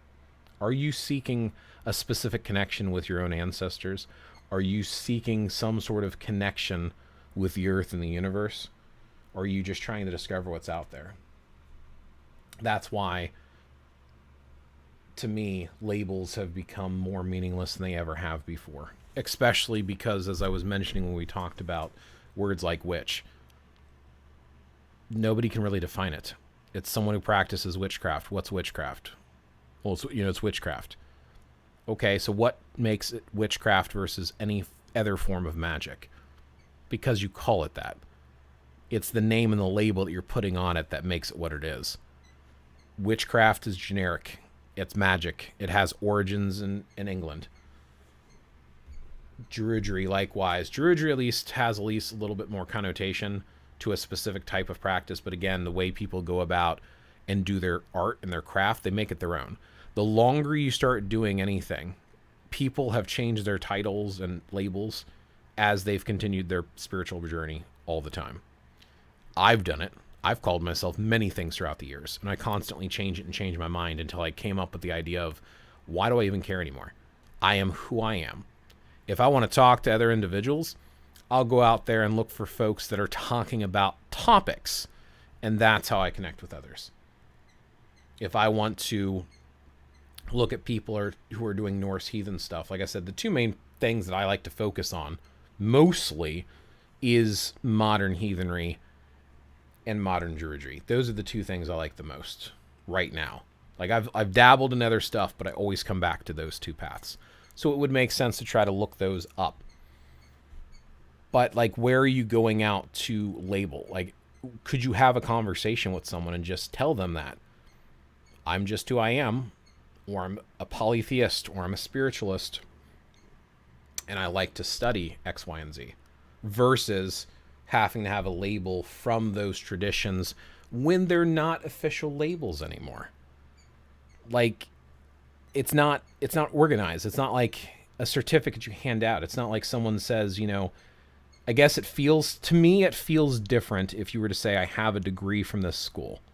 Like, if you're a lawyer, okay, I'm a Harvard lawyer. Now you're tying it into something specific, but at the end of the day, you just practice law.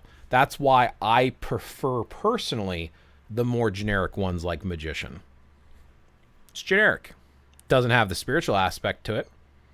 I don't know. That's just my 2 cents. That's my thoughts. But as we're tying this up, I want to encourage anyone to ask any final questions or share any thoughts.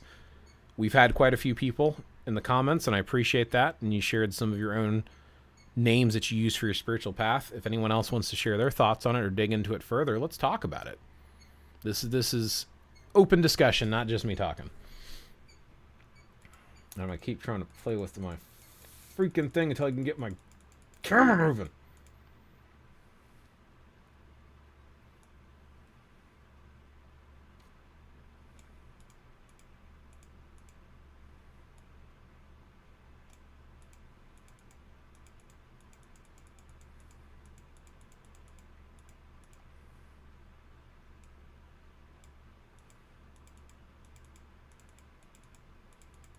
Oh, it's not letting me click it at all. That's interesting.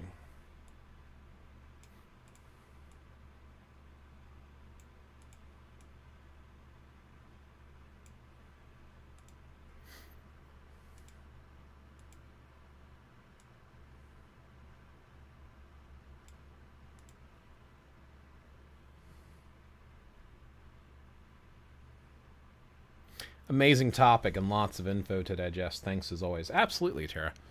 And like I said in the very beginning of this, my intention is not to come across like I'm dictating to others how to practice, nor to make it sound like I know everything and have all the answers.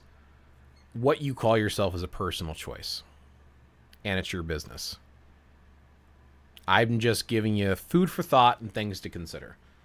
Because one of the things that was really eye-opening for me is when I stepped back and I asked myself, why do they call themselves this?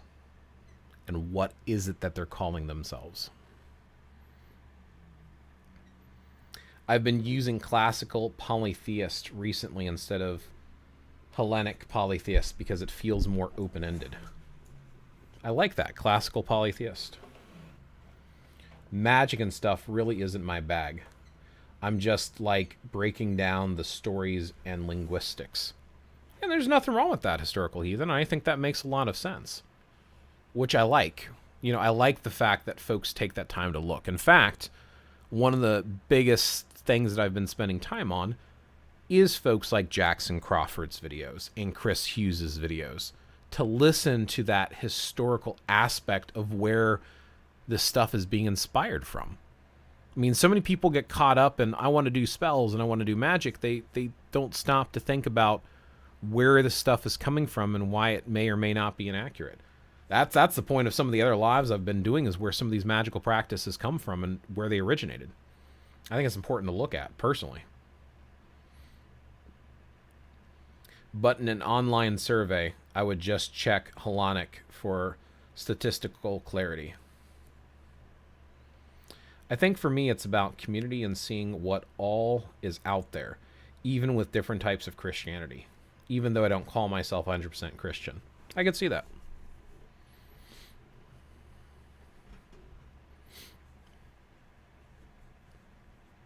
I guess I don't know. I feel bad sometimes for people who are brand new, because I remember the struggles I had when I first started looking. I remember wanting to have community. I remember wanting to identify as a particular path and become something. It was about people who pick up some form of magic or polytheism, religious, spiritual practice, are trying to grow as an individual. They're trying to take self-accountability and responsibility. A lot of people are drawn to it because it puts the power in the hands of the individual, instead of putting the power in the hands of an unknown deity that you try to only communicate through a local church group, because you can't do it on your own. And it's funny to me because and this is my point, this is why I think Christians need to be respected more than people do. At the end of the day, a lot of the Christians today seem to be moving and shifting to what feels to me like the New Age movements. They're viewing God less as a being in the clouds that's a man, and more of a concept that is all-encompassing. They're looking at different ways of interacting with the world created by their God, or their personification or view of what God is. We're all human. We're all trying to just live our lives to the best of our abilities. I don't think we need to find things that separate us more. A good person is a good person.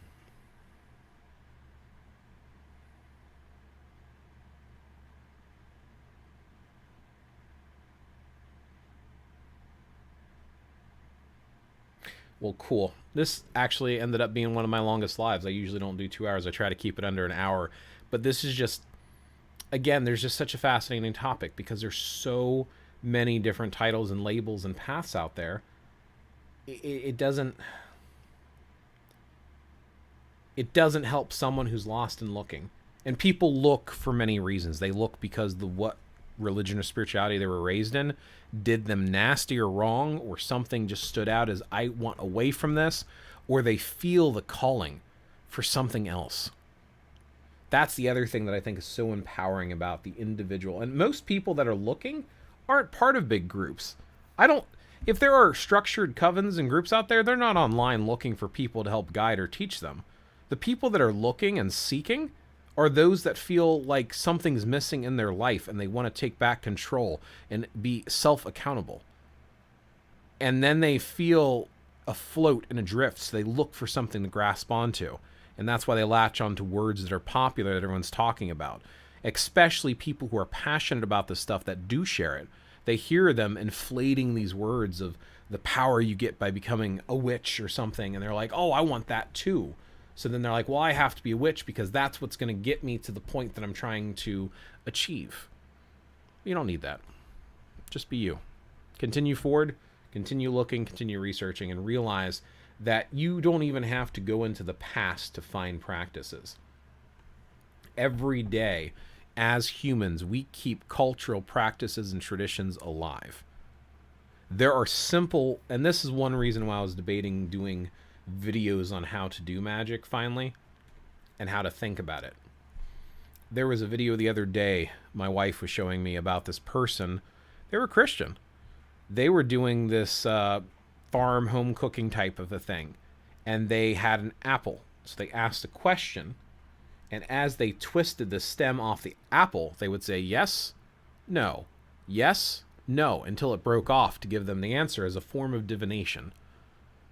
There are simplistic acts in everyday life that bring another layer of self-control, realization, and wakefulness to your being and to your soul.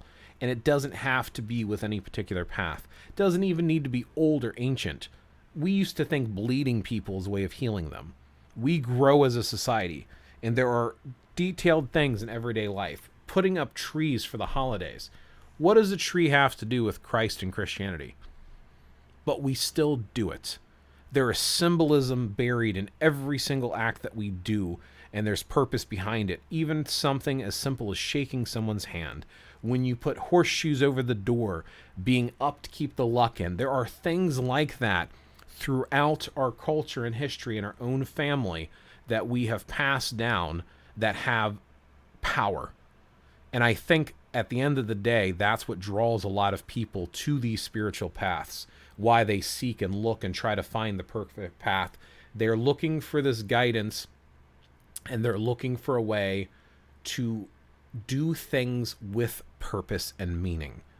They want to find something that gives that extra layer out of the mundane world into the higher self, into the spiritual realm, in a way that makes sense and is enriching. And I'm telling you, you can find that just by living. What drew me to this stuff was I thought paganism, witchcraft, Wiccan was all evil and scary. But that got me curious, and I've learned that I didn't know anything, just what others were saying about it. I was just believing what others said. And that's very common. I mean, people take the words of loved ones and family members to help guide them and keep them safe and keep them away from harm. But sometimes we need to make up our own mind. I don't know. I personally feel like staying away from spiritual beliefs and practices is a sense of control. I think people can make up their own mind through their own personal experience. Yes, there's some bad experiences, but I see so much contradicting, conflicting information when it comes to spiritual practice that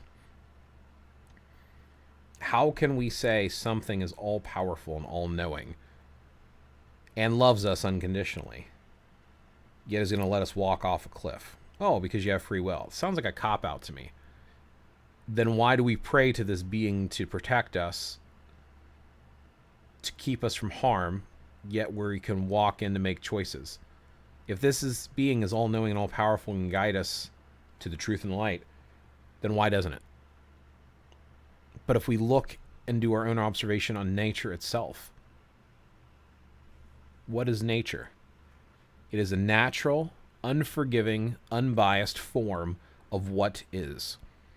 The good and bad is perception and personifications that we as humans create.